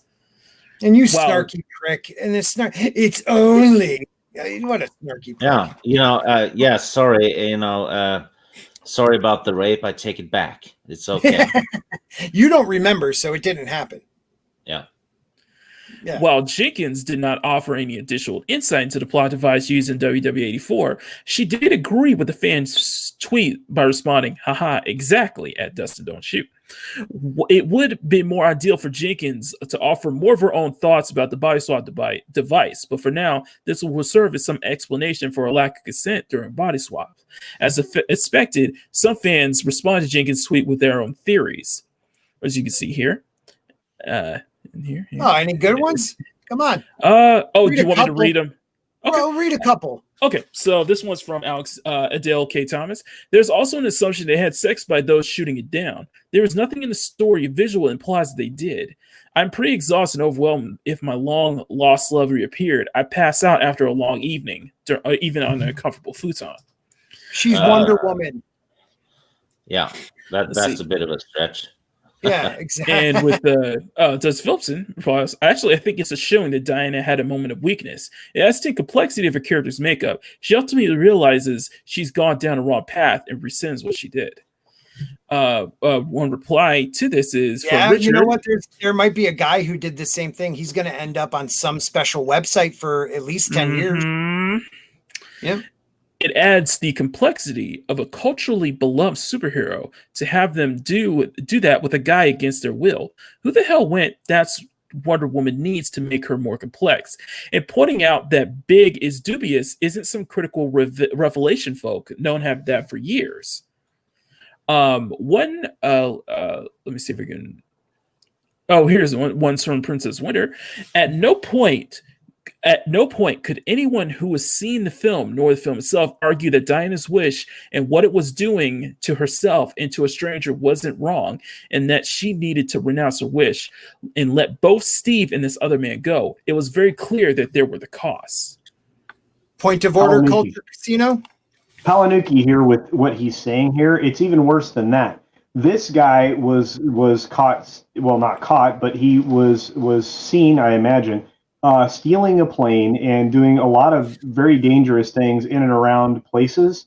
He will have no memory of any of the events that he participated in. And if he were to be called out by any member of the, police or military or anything else, he wouldn't be able to defend himself. I mean, there's a whole lot of problems, with the way that this story was told and all of the elements therein. But hey, what do I know? I mean, plot holes abound. Did you want me to read any more? Read a couple more. They're fantastic. Okay. So another one from Frederick Vinas. Undone. Missiles on the walls left debris when unwished. Also Washington, D.C., when Max looks for his kid, meaning all physical effects of his wishes remain. So all physical intimacy, including kisses, weren't undone. Just admit it was an oversight. Stop defending this nonsense. Okay. You know what? I think we would have, Stig, I don't know if you agree, but I think I would have had a lot more respect, even though the movie's crap. I would have had a lot more respect for Patty Jenkins, the writer, anybody, if they said, you know what? It was we didn't even think of that. That's crazy. We didn't even think of that. We're sorry we did that. But they're defending it. Go ahead, though, Stig. You were going to say something. No, I think maybe in 10 years she's going to admit, that was bad. She's not going to say anything about it now that the movie is being pretty much premiered everywhere, right? Mm-hmm. There's this kid. I'm sorry. There's this. I have young daughters, and there's this girl, JoJo something. My daughter tries to watch. I don't really let her because she's older. But I guess recently this girl had a board game come out, and her fans have been trashing it. So what did this girl do? Instead of making excuses, she went on a stream and trashed her own game. She was like, "Oh my God, I didn't realize this sucked this bad and this and this." Like, she took responsibility, and the kid's like 12 years old. They could take a lesson from that kid. So, sometimes the best thing a creator can do is actually listen to constructive criticism instead of losing their mind. Tina, yeah. And that kid did it right. Because odds are she'll improve on the mistakes that has been pointed out, and she'll end up people will be more endeared. Yeah, and she will end up with a better board game in the future. Yep, and people will respect her more for being honest. Go ahead, Culture. No, you highlighted something that is very near and dear to my heart, and yeah, Patty. I mean, Patty should absolutely have to, spend time with people who've been subjected to that, Tina. And I'm very sorry that happened to you. Yep. I'm very open about being abused as a kid. So, but in this world we live in now, it's like the guy doesn't matter, I guess. And the truth of the matter is, there are men out there that get forced to have sex with women they do not want to have sex with, and they are too ashamed or too embarrassed to go and tell anyone. Or there's, men that force themselves on men, so to make this light is not funny. Yeah. That it doesn't even have to be like physical forcing to be blackmail. Yeah. Coercion. Yeah, absolutely. Yeah. And the interesting thing is, gosh, you know what? Don't even get me started on all the bad plot points. I mean, yeah, I know. I literally, I've said this, and the reason that I cut my video from as long as it was going to be down to about 40 minutes was because I was essentially, every time I got going, I was like, I'm going to EFAP this, and no one will watch this video. Because I could have spent, I don't know, an hour on the first 25 to 30 minutes of the film, like the first half hour. Yep. It was that bad. I mean, and again, the first opening or the second opening of this movie, because it had two. Both openings had a lot of problems. I mean, unnecessary. I mean, CJ, everybody knows him as the fandom menace. Actually, he brought up one of the things I noticed from the very beginning: unnecessary parkour and inefficient use of space and time when in the midst of a race. There were people doing maneuvers that actually cost them time and position in pursuit of their goal. And Deviant Porg, I mean, dude, we get started on this stuff. I mean, the father and son scene at the end of this film with Max was complete trash. I mean, for all the reasons that you point out, he should have been arrested at the secret base after all the wishes were withdrawn. They should have taken him immediately to a prison and, had a trial. There are so many problems with this film, and this goes back to what you guys were saying before. Sonic movie animation, they listened, and the result was the movie did well. Yeah, exactly right, Ron. Yeah. Well, all they have to do to fix it, though, is cut the sex stuff. Right. Why does Wonder Woman have to have that? Why does she's Wonder Woman? Because this was a Hallmark movie, dude. It's one of the things I said in my video. This is the Hallmark movie of the week. This is what you get with this small-minded thinking. When you're trying to write a superhero film for only one gender instead of for everybody. They talk about gender equality and all this stuff and being put in boxes and labels, but you just took one of the most powerful superheroes, man or female, and had two movies where it worked in the first one, but did definitely not in the second one. She had to have a love interest. Like, why can't she have a movie where it's just her kicking ass? Yeah. I don't know. I don't know because the first film was so good. I mean, well, I love the first film. I really like the first. I'm not going to say so good. So was too strong. The first film was good. There were a lot of problems. The CGI at the end, the last 15 minutes was trash. Yeah. But No Man's Land.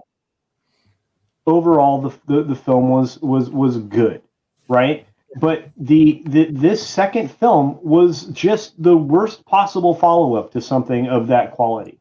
And again, it comes, and I mean, our friend Script Doctor says the writing in this circumstance and situation was primarily to blame, and I can't argue.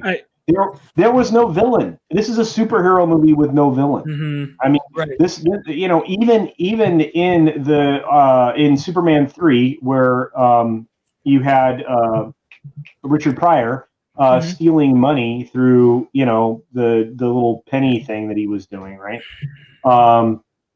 Even that still had villain in it, right? So you need a villain in a superhero film. You just do. And if it's an evil robot, so be it. But you need a freaking villain. There was no villain here. You had two characters that were villain-ish, villain-like, villain-light, but they wasted both characters. Max Lord has a much stronger character arc in the comic books, and Cheetah has an amazing I could be a really badass character arc in Wonder Woman. I just don't understand. You wasted both things. You wasted them. And if you bring Cheetah back, I'm not Catwoman. I'm sorry I did that. But if you bring Cheetah back, you're destroying what you set up to begin with. None of this makes sense. The continuity is terrible. And all they had to do to avoid all of this, everything that we have, is to create the character out of whole cloth. Have Steve return absolutely in his bomber jacket that she last saw him in. So prior to his death, just returning at that stage in his existence to the street, on the street corner somewhere near her. And then that problem solved. And Deviant Poor, dude, you and I can tear this movie apart, Palanuki. That's no problem. This thing is just... Oh, Palanuki knows his stuff. What were you going to try to say there, Makani? Yeah, I was basically what Culture was saying is that I think this whole hoopla with, Steve Trevor and the consent thing, this would have been completely negated if they made it where when Wonder Woman wishes Steve Trevor back, he came back the way he was and not in somebody else's body. Well, because it would have made a lot more sense. Even if like you think about this, Steve, he may have disintegrated in the plane crash and such, trying to get rid of, the bomb and such in the first film. Mm-hmm. I mean, it's a wishing stone. So reality kind of throws, so you could throw reality out the window if you want to wish for anything, and wishing for Steve back would have made. Oh, go ahead. No worries, buddy. The problem with that is their excuse is that this wishing stone, what you wish for, like a genie, never happens the way you think it should. Now, I agree with you. You know what? He should have came back butt ass naked, right below where that plane blew up, and had to find his way back to her. Like I don't know. A shortcut. Yeah. I don't know what. I think there's a lot of ways. I think there's definitely plenty of ways that they could have written around this. They could have done this completely differently. That would have made perfect sense. It just put them in the mind of. Putting him in the body of somebody else just doesn't work, because I see if they're trying to make it like, this whole monkey's paw thing with work, man. It doesn't work. You don't have to make excuses for them. It doesn't work. Well, Mara, Jade told me the backstory of Cheetah, and it sounded awesome from the original. I've never read it, so I didn't know. And I'm assuming Maxwell Lord has a better one in the comics too. But what was Cheetah? What was Cheetah's? She goes to Africa or something, and a goddess changes her. But the thing is, though, they didn't stick to the lore, of the comic or the character. And when you do stick to the lore, you get movies like the Lord of the Rings. You know, Peter Jackson stuck to the source material. And with Wonder Woman, if the writer and the director can't even stick to the source material, why should the people that are fans of the source material stick with them? Right. And you know what? Before Makini starts reading a couple more, and then we'll go on to the last article, if we have time. You know, they know. I mean, there's already whispers and there's already articles out there that they already decided for Wonder Woman 3 to go back to a more serious tone. So right there, they realized that Wonder Woman 2 was a mistake, and they definitely screwed up, because I don't know if Wonder Woman, the first Wonder Woman, was more of a serious tone, but it was just a better movie. It was a better movie by far. Yeah, it didn't have any plot holes as far as I could tell. No. I mean, granted, between 1984 and Batman vs. Superman, she lost the invisible jet. What are you going to do? All right, read a couple more, buddy, and then we'll switch to the last one. There's only two more. The first one is from JLance42. Plus, I would have mentioned that the popular series Quantum Leap played a version of this trope every time Sam Beckett had a love scene. And then there was a reply, and this is the last one, by LAT, that y'all understand that a trope can still be bad, right? It's that it's a trope isn't any kind of meaningful defense, and that a lot of people actually do have a problem with that twist in Big. People have different problems with that all the time too, not just after the fact years later. So that's right. And it's article. Even though it's a trope that has been used before, you know, it's all about the execution. Mm-hmm. Look, if you're going to go around yelling "Me Too" and "Time's Up" and all the other crap, you know, you should be a little more cognizant of your efforts and ideas that you're putting on screen. Look, I know we said nothing about the real world, but we know that's just BS. When one of the biggest voices of Me Too gets approached about a certain president-elect and a woman coming out against him, and she said, well, you know, let's wait for the evidence, and we're supposed to believe all well, we're out of the era of believe all bullshit, believe it or not. So, you know, it is what it is. I'm sorry, I've said 2 bad words on this stream. I apologize. I love when you swear on this one. You know what, Culture, do you mind? I'm going to put it back in the chat, that last article, so we go above. Certainly. Even if we don't finish it, I'm not going to make any money now. That's why I'm doing it. That's why I'm doing it. Well, I'm pulling it up. The line's always 2. So, Jezebel. That was already the problem. I only swear when Christy is on. She brings it out of me. She really does. You know, I miss Christy. Where is she? Yeah, she was on the stream the other day, and I was so happy to have her. Christy is an awesome person who could have kept her fun thing open, but yet she didn't want people giving her more than she should have. Yeah. Like, unbelievable person, dude. Just good. Christy's awesome. She really is. She's a genuine person. Yes, you get what you get what you see, or you see what you get.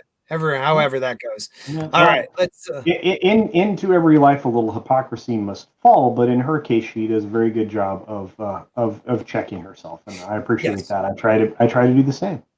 Yep. So here we are, and here we will be. And I'm sorry, guys. This comes from Jezebel, and I apologize. It's by Rhea Sherman, who, in my experience, is.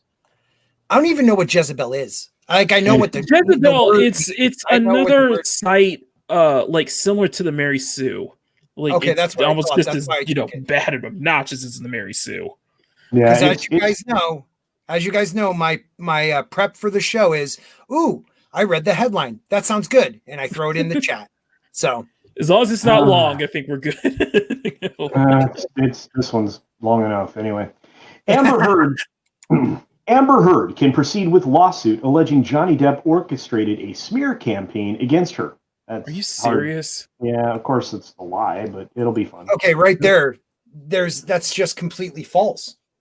That is completely false. His fans. He didn't orchestrate a smear campaign. He provided evidence of her misdeeds. But not even that. Like, even if she's pointing at Twitter and things like that, it was his fans that decided that she was lying. Well, but you don't have to decide. It doesn't take a lot of decision practice to look at the evidence and go, "Oh yeah, she's a liar." Yeah, exactly. Anyway. Well, unless you're the judge. Yeah, and again, this is they're actually they're actually mischaracterizing all of this, but we'll just read it. After losing his libel trial against the publisher of UK tabloid The Sun, protesting the paper's use of the term wife beater, and being asked to resign from the Fantastic Beasts movie while still collecting a paycheck, the L's keep coming for old Johnny Depp. According to Deadline, a Virginia judge refused Depp's request to throw ex-wife Amber Heard's $100 million countersuit out of court. As previously reported, Depp filed a $50 million suit against his ex-wife Amber Heard in Fairfax County, Virginia, after she published a 2018 op-ed in the Washington Post about how abusive men stay protected. Though the article didn't mention Depp by name, she detailed the events following the restraining order she filed against her then husband in 2016, sharing stories of Depp's alleged domestic violence. That case is set to go to trial on May 3rd of 2021, delayed due, of course, to the pandemic that we're currently experiencing. I changed those words in order to preserve Scott's monetization.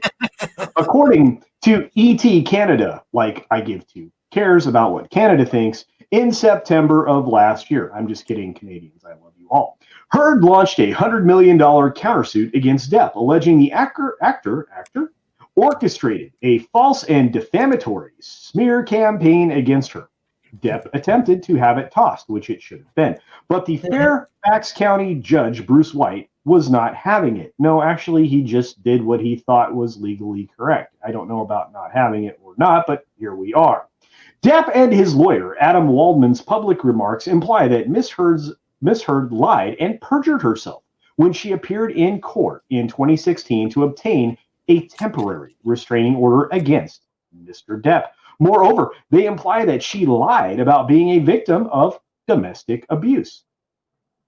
White wrote in his opinion on Monday, in light of the #MeToo movement, already this judge is compromised, and today's social climate, again, judge is compromised, and falsely claiming abuse would surely injure Miss Heard's reputation in the common estimation of mankind, the only thing that he said that's intelligent in this. Therefore, this court finds that statements contain the requisite sting for actionable defamation claim. No. The only thing that would even serve as an actionable claim element would have been the falsely claiming the abuse would surely injure Miss Heard's reputation. That's the only thing that would fall into a legal argument. The rest of this is political flim-flam nonsense that should be ignored by the court. But hey, what do I know? He continued, although Mr. Depp's statements and those of his attorney can be understood as their opinion of what occurred, these statements nevertheless implied that Mr. Depp did not abuse Miss Heard. These statements must survive demurrer because whether Mr. Depp abused Miss Heard is a fact that is capable of being proven true or false. Well, so far, evidence to the contrary, because a whole crap load of evidence that it went the other direction was thrown out in the UK. But we'll continue. Right. And she's going to lose this case and pay a lot of legal fees. But hey, I don't care. We're almost done. Meanwhile, across the pond, Depp filed for an appeal in his libel trial against The Sun, but was denied. Actually, that will be done again. He will get his appeal, but that's beyond any of that. On Christmas Eve, however, his UK barrister David Shelbourne asked the appeal court to set aside the judgment and order a new trial, claiming that the ruling was manifestly unsafe, according to The Guardian. Now, all of that is true. Whether or not a new trial will take place has yet to be determined, but two things are certain. This is exhausting, and Heard deserves better. I wonder who this magazine is citing. And Heard deserves better. Did he really say that? She, Maria Sherman. I don't want to use the right or wrong pronoun. I'm sorry. It. Well, actually, I'm just, you know what? I've decided I'm going to start using the proper pronoun for people like this. Moron. There you Moron. go. I like that. I might follow you in that. What bothers me is this. Just go don't ahead, use Stick. skanky hoe. Yeah, don't use skanky hoe. You'll get kicked off of Or Twitter bimbo. if you're a man. Oh yeah. What bothers me about this is that Jayne said the right thing. Jayne said the right thing. I'm going to read that after this, and then I'd like you to respond. But my thing is this: if she's suing him, right? You have a right to try to sue anybody, whatever. But what right does she have to ask for $100 million freaking dollars? Like, come on, you were nothing before Johnny. Jayne Theory says he basically said that both people made claims. She accused him of domestic blip blip. He accused her of perpetuating. Yeah, thank you. A hoax and pinching a loaf. The court found they both could have been. Oh, wait a minute. We don't have to read it. She's here. Oh, yay! Jayne! Jayne, reiterate the fact that the two parts in the beginning of his decision process was not legally pertinent. You mean the part about the Me Too movement and all that? Yeah. Yeah, I don't know where he was coming from with that, except to suggest that in context, the accusation that she was lying about being abused would disparage her reputation more so than it would if we weren't in that sort of social climate. But wait a minute. If either, but it doesn't matter. That is the point. You're either defamed or you're not. The circumstances or context around it is irrelevant. That's true, but I think that's just where he was going with it. Right. So, but you already see his mindset is the problem. This is where you concede. Lawmaking from the bench because it's couched in these terms. That's my question. I understand. I think it's reasonable. I think it's reasonable to suggest that if we weren't in this political climate, then her, him saying that she's lying about being abused, it could be defamatory or it could not. Well, you have to also keep in mind she's also alleging, in addition to defamation, that what he was saying was intentionally affecting her career as well. Like there's this side claim about him trying to keep her from getting work. So that also could have something to do with this, but but the argument could be, I'm not going to do this. This is not our legal argument. But the point, I mean, the point is that the court essentially said, it reiterated an earlier finding that he was not going to make that decision before trial. Right. She's continuing to try to get the court to basically say she had the right to say what she said under the First Amendment. That she had the right to say what she said, that it wasn't defamatory and all of this. And the court said no, but likewise, the court has also said, to his point, that what he said could be deemed defamatory as well. And so they both have to go to court. Does this guy look like he could whoop your ass? Well, that's a good question. Does it have anything to do with the case? No, he would. I know. But see, that's as relevant. That's my point. That's as relevant as the Me Too movement and all the other crap. You're either defamed or you're not. And you either have the power to say something based on the First Amendment or you're not. I mean, I know you know all this, and I'm not. This is the kind of thing that pisses me off because the law should be as plain as it possibly can be, because the vagaries are the problem in anything that's drafted, contract or otherwise. It's always going to be a subjective element when you decide to take your case in front of a judge, because they're going to add that aspect to their decision making. They always do. Yeah, well, if Johnny Depp's not going to beat up anyone, it's obvious he's just going to parlay. Parlay. And I know that previous relationships can't really support the current relationship. So you could be in 30 healthy relationships, never ever once raise your voice, and then this next one, something about that person, you become an abuser, I guess, because that's what pretty much they're saying, because so many people have come out and said this is not the Johnny Depp we know. Now I have seen people in relationships that were toxic with each other, and then out of those relationships they were completely different people with other people. But she has a documented not a history. character. Yeah, but she has a documented history of abuse. Right. He doesn't. That's the weirdest thing about this. I mean, I just don't get it. I mean, how they arrived at the decision they did in the UK was 100% politically driven. So, Yeah, that was just crazy. The judge excused everything, including her own statements, where she admitted to abusing him in front of people. How can we do that, Jayne? Actually, I can chime in on that one because in the UK, a woman cannot be convicted of rape. It's impossible in the UK. It's not a law. But it's not. She choked him in public. Yeah. But so they're very much siding with women in cases like this in the UK. That's messed up. No, but here's the thing. To my understanding, and and please, anyone on the panel correct me if I'm wrong. But You're every wrong. single. Okay then. All right. No, go ahead. So every piece of information that was submitted in the previous trial can be submitted as exhibits, whatever, in anything going forward, including all the depositions and everything that were collected, because they were collected still. That actually was my question. That was my question. The depositions can be used.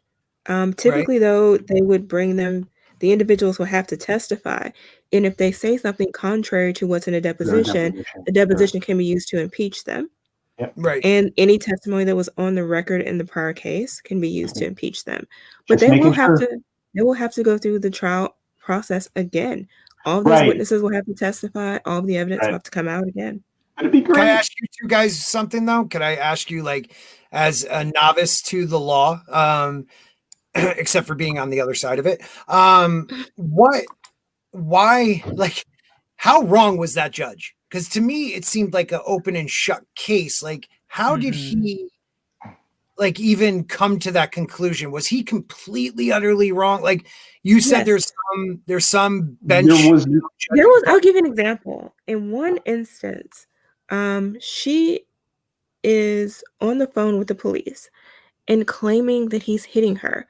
Stop hitting me. Stop hitting me. His guard walks in the room.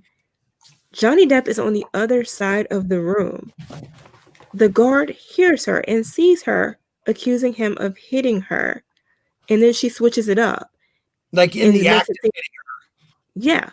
Okay. And she switches it up and starts saying, basically, I can't remember her exact words, but it was like, I told you to stop hitting me, or something, like, as if it had just happened.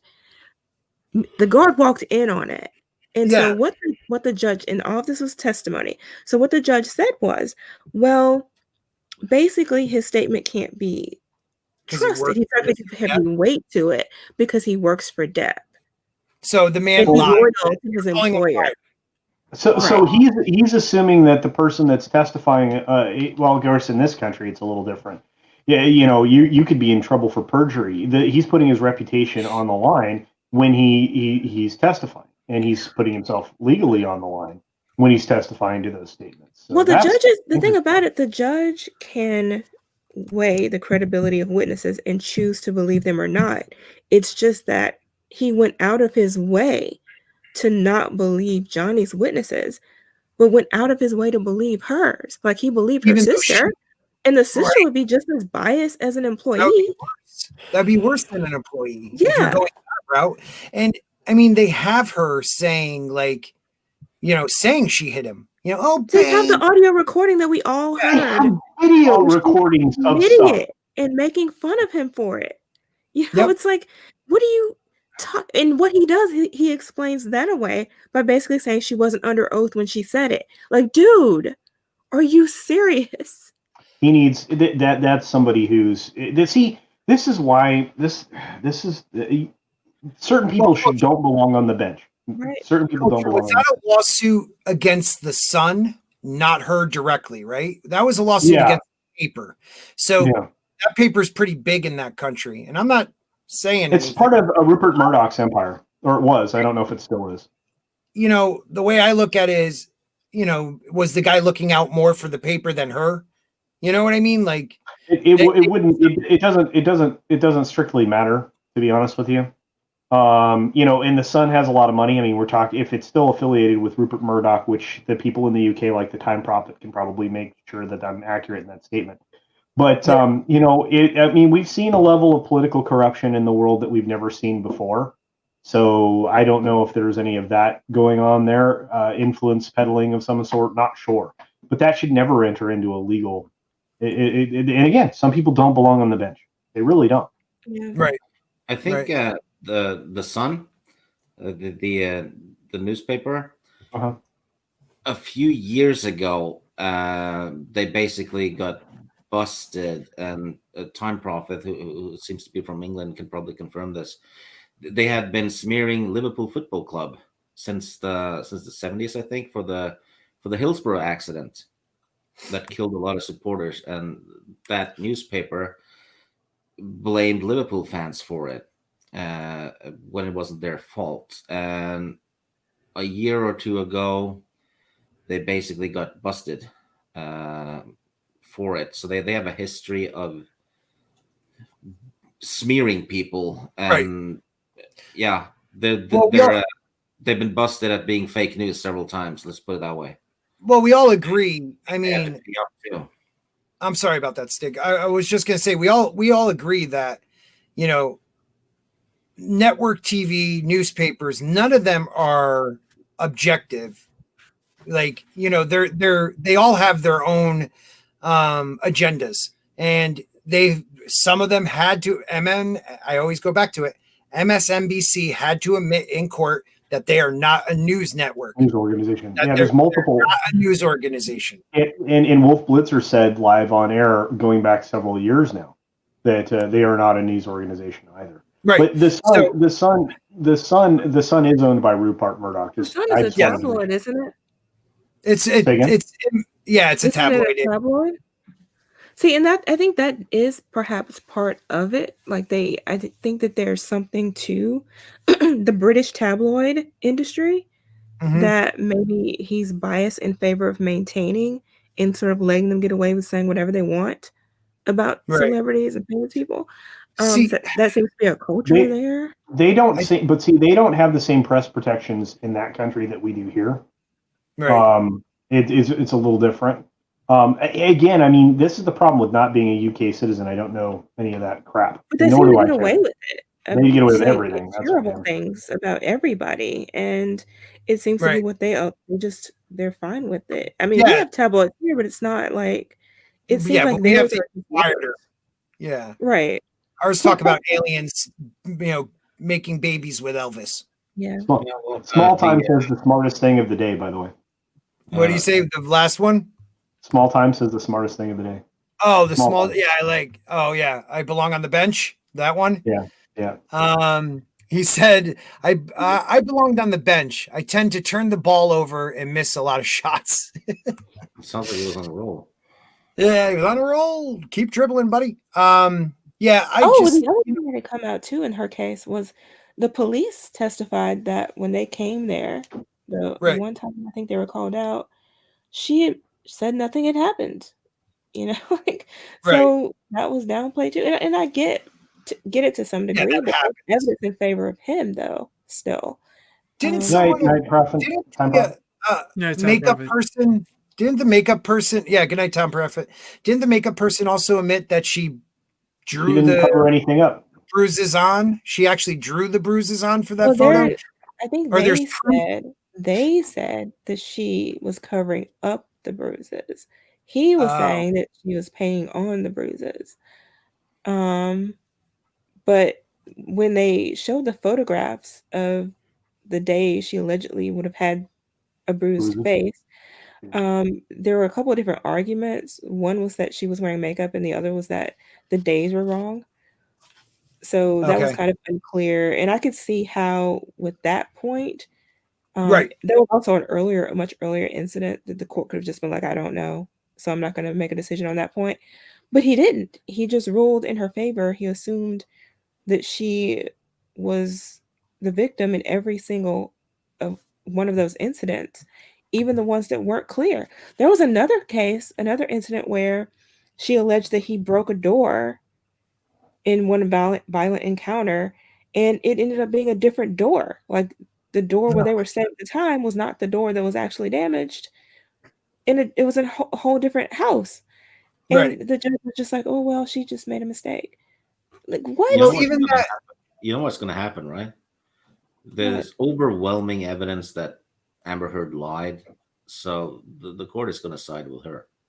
Right. That's the times we live in, you know? It is scary, man. It could have even been, honestly, there could have been, okay, there was one incident on a plane where he probably kicked her. There was a witness or something that he kicked her, and I think he was saying he was playing at the time. At the very least, the court could have heard her statements and taken the incidents that were he said, she said, and determined that they were just mutually problematic or mutually abusive. He didn't even do that. Like it everything was ruled in her favor. Even though literally the case where she was choked, well, she grabbed him by the neck in front of people and they had to pull her off of him. Yeah. She was defending her sister. That was her defense. And he bought it. I'm just, how is she defending her? People are pulling her physically off of him. Can I say something? I am not a doctor. But in my own opinion, she's a sociopath. She is. Not a psychopath, but a sociopath. She really is. She fake, like, it's a perfect job for an actor or being an actor because they fake their feelings. But they are, dude. Yeah. She absolutely lacks empathy for others. She probably does not have any close relations. And no, you think you're right in there, man. Sociopath versus psychopath. I think you're real close. I think you're real close. She saw Johnny Depp as a ladder up, you know? Mm-hmm. Yeah, well, absolutely. I mean, she was with a woman that she beat the shit out of previously. Yeah. So. Well, and that's the thing too. Abusers, you know, they do have a pattern of behavior. Yeah. They can identify potential victims. That's how they get them over and over again. She saw his personality type and his susceptibility to it, and she. Well, and here's the thing: the next relationship she has is going to be exactly the same thing. Mm-hmm. I mean, it's not like this is going to stop. And here's the thing: if I was whoever I'm with next, whoever she's with next, I'm putting cameras up everywhere inside my house. Have her sign some weird release. No. If you're in a relationship or if the residence is yours, you can put cameras anywhere you want to. If it's yours. No, you just don't date someone. This is why you do a criminal background check. Like my friends laugh when I tell them this, but I'm serious. I'm dead serious. You have to do a criminal background check on people. And when they tell you, oh no, the other person was crazy, I really didn't do anything wrong, pull the court report, pull the police report, read it for yourself, and make an informed decision. Because I get people change. I understand that. But you need to know these things. Because what can happen, you will find out that they were in 3 different relationships where they were accused of abuse. And you're not special. I'm sorry. But if you're number 4 or 5, you're not different. You're going to be treated the exact same way. No, he loved me. And when my eye goes down, the swelling, we go to Sizzler and we're going to have a good time. And, you know, like, come on. You know what I do? And was that one of the folks that you met, Scott? It was no, because I was with the ones that would have done that to them. But because of that job I had, I actually, like, when we bought the house I live in now, you know, my friends thought it was funny, but I every house we looked at, I typed it into the sex offender registry to see how close sex offenders are around us. And my buddies would laugh at me 10 years ago, but now, or like 5 years ago, but now they all do it because you're shocked what's around you. You have to, absolutely. And protecting yourself is your job because the protect and serve bullshit that's on the side of your local police car. That's not true. The cops show up when after shit's happened, not when shit's going down. Exactly. It's very rare they make it there when shit's gone They down. just make a report. So your shit's stolen, it's stolen. The cops are going to come write down a thing on a piece of paper, and you will never see your shit again. It's just you have no expectation of any type of safety that you don't provide for yourself, and that's all that can be said. And that's why I am the way that I am. I am a man that loves everyone. I mean, that apparently is something that everybody knows, and yet I still protect myself and my family, and I always have, and I will never change. Yep, and that's because that's called not just a man, but a provider. That is, that doesn't have to just be a man's position, but as the father of a family, mother of a family. It's in my DNA to want to protect them, and I sometimes am a little overboard with it. As a matter of fact, I owe the boss a 38 with pink furniture, so I have to remember to go and get that. Yeah, nice. We're gonna wrap it up though, guys. We've been going for over 2 hours. I didn't even realize that. Tommy though is here, the Guinea Pig Collective, and says, "Dude, I miss Tommy. Hey, Tommy. Love Tommy. Tommy, you got to come back on, man." Oh, and, I miss you, man. Yeah, if you talk to Walton, tell him I said hi, because all of a sudden, the last couple of weeks, he's too good for my shows. Anywho, he's cutting you out, bro. Yeah. He's over on Drunks. He was in the chat. What a who? Walton? Yeah. No, he was not. He was in the chat. Was he? Let me check. No, I didn't see him, and I've been going through that guy. Don't you defend that guy? Yeah, I don't see him in the chat. I guess I should go over there and hang out with Drunk. You think he'll let me on? Yeah, he won't let me on. With Jeremy and Star Wars Theory. Hey, I might get on. I have good hair. You do have good hair. You have great hair. But let's wrap it up. Jay's a friend. Jay is a friend who didn't give you a piggyback ride. So let's start with the great Stig Kenobi, because I love how. Yeah. Before you do that, Jayne, did you get your piggyback ride? No, I think Gina beat me to it. Damn it! Aww. Damn it! I'm still gonna try and ship you, because if that doesn't, if he doesn't pull that maneuver off, then Oh, Drunk only had 3,000 people watching. No wonder we only have 14. But to you guys that are here, and the people that stopped in, and the people that are watching this after, I appreciate your support, because I know with this whole lockdown, Wednesday nights before the lockdown, Wednesday nights were golden. I would have 50, 60 people easy watching this. I understand there's a lot of people out there to watch now. So thank you guys for sticking with me through this. Hopefully the vid will be gone soon enough, and I can, people will go back to their regular schedules and stop screwing with my days. But let's start with Stig, because I always love his outro. So Stig, tell them where they can find you if you want them to. Well, going to be on OG Star Wars' channel tomorrow, twice actually. We're talking about some comics on the coffee chat, and then in the evening, we're doing a monthly Star Wars book review book club thing. That's so dope. I think Tauriel and Teresa are going to be on. Nice. Awesome. I'm terrible at remembering stuff like this. There's probably a couple I'm forgetting. And then on Mondays, I'm on this channel talking to Sporkerz and Jayne and Teresa and sometimes Tauriel about the Game of Thrones books in depth. Yep. It's a lot of fun, and it's fun to hang out with these bastards.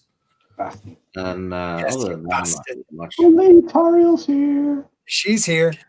Lady Tauriel. Thank you. Hey, Stig, thank you. And you guys do have to check out our Monday stream. If you enjoyed, you never read the books, but you enjoyed, season 1 through maybe 4 of a Game of Thrones, come and see the real material. Watch us go through it. We don't spoil anything ahead of what we're on the moment. So right now we're on a Clash of Kings.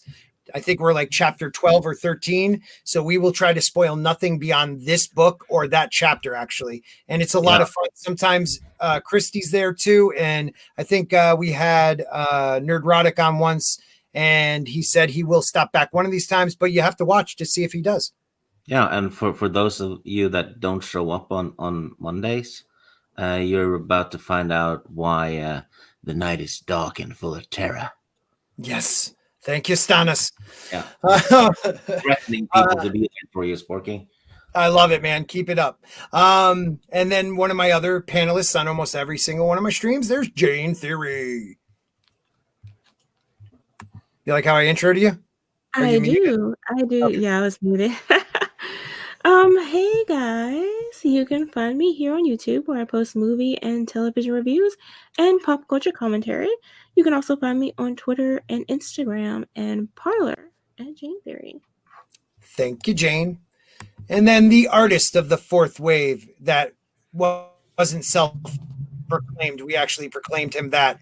Machini90. Thank you for having me on, as always, Scott. Good afternoon, good evening, good night, everybody. My name is Machini90. I am the Inquisitor, the artist of the fourth wave, and one of the artists in the Fandom Menace. You can find me on YouTube, where I do our weekly art streams every Wednesday and Sunday at 12:30, and weekly time-lapse videos every Tuesday and Thursday at 10 a.m. Pacific. We just wrapped up a second part of our draw stream of Batwoman, and you guys got to see me add some color to my stuff for the very first time. So here's what you kind of see here. Oh my God, I'm sorry, dude. I looked at that quick. I really thought that was Gene Simmons for a second. I really did, because you didn't like color it in all the way, but dude, no, I'm adding drops of red because it's part of the character. But yeah, I had a color for the first time, so definitely check that out. Tomorrow I will have another time lapse, morning time lapse, since you guys really seem like this kind of the morning stuff that my morning warm-up sketches I do. So I have another one for there, and yeah, that's about it. Like I said, I'm pumping out content like 4 days a week now, and I am making a huge push to finish 2021 with over 1,000 subs. So nice. Thank you. Good for you, man. Keep up the good work. You are killing it. Keep crushing it, man. And next up, someone who's not crushing it, the great Cultures. Well, I want to say that I'm very grateful to be on the panel with all of these esteemed hosts and co-hosts. They're good humans, and I subscribe to them as well. And I love hanging out with them and talking to them. And while Jayne Theory regularly corrects me, I welcome it and enjoy it very much. But I have to say that I have had nothing but fun here today, and I was hoping for that because of the events that surround us today here in this country. And hopefully we return to a more level-headed position tomorrow. I doubt it, but hey, I can hope. In fact, hope's not a plan, but it's a feeling, and that's how I feel. I will say this. Thank you all for being here. Without you, there is no show. There isn't any of these channels. There are none of these people. These voices would not exist. So thank you all for being here today. If you are not subscribed to my channel and you've appreciated anything that I've had to say today, please, very, very much, please go over and resubscribe to me. Why? Because I lost subscribers. I crossed the 1,500 subscriber threshold today. Wow. And then I went backwards. So, oh no. It happens every time. I'm like, okay, I'm going to get no. So even if you think you're subscribed, just check, because you're being unsubscribed. And Jayne Theory went whipping by me and is probably going to be at like 25 billion here. Well, you guys whipped by me, so don't worry about it. Don't even worry about it. You guys whipped by me. I have not gained a sub since August 12th. But you know what? I'm monetized. I have a great group of people that are on my panel, in my chat. I have members, so I'm happy with that. But I know Scott, yeah, no, Scott, you could have more subscribers, but your internet's really slow. You just don't know yet. Yeah, I know. Wait till I get the new computer. Wait till I get to the new computer. Oh, I know. Speaking of which, I'm going to send over the new parts list, right? And you're going to throw rocks at me because it's really expensive. I don't care. I'm ready. but on what you just said, I just want to thank everybody. Seriously. I haven't gained a sub in over, almost 4 or 5 months, but it really doesn't bother me. I enjoy what we're doing. I have fun doing it. It makes me laugh. And for today, like today, 2 hours where we can get away with all the drama going on in the world. You guys help me with that. I hope we can help you with that. But if you could do me a favor, share out the link, hit like, and leave a comment after the show is done, after the stream is done. If you just go back, X out, click back on it, and leave a comment. I don't care what the comment is. Make it as messed up as you can. Maybe not as many swear words, but make it as messed up as you can. It's for what we're learning, that it's actually helping us, the algorithm of, you guys sharing and commenting more than just liking now. So commenting is huge on the algorithm, and I haven't got a comment in like a few weeks, I think. No, just kidding. But most of them are mine. Hope everybody has a good night. Please, everybody, be safe. Thank you guys on the panel. Thank you guys in the chat. And especially, I would like to thank my members, the Sporkerz, for supporting the channel. Put a spork in it. We're done. See you guys Saturday. Have a great night.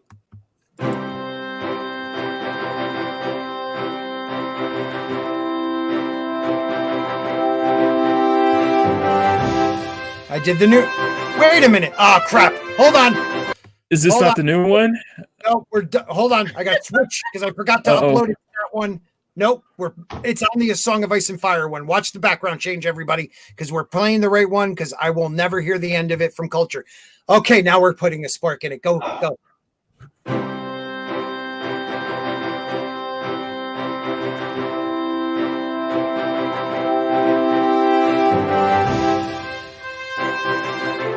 So many more sporks. Yeah. Man, your computer sucks. Oh, this looks cool. Isn't it? See? Good night, everybody.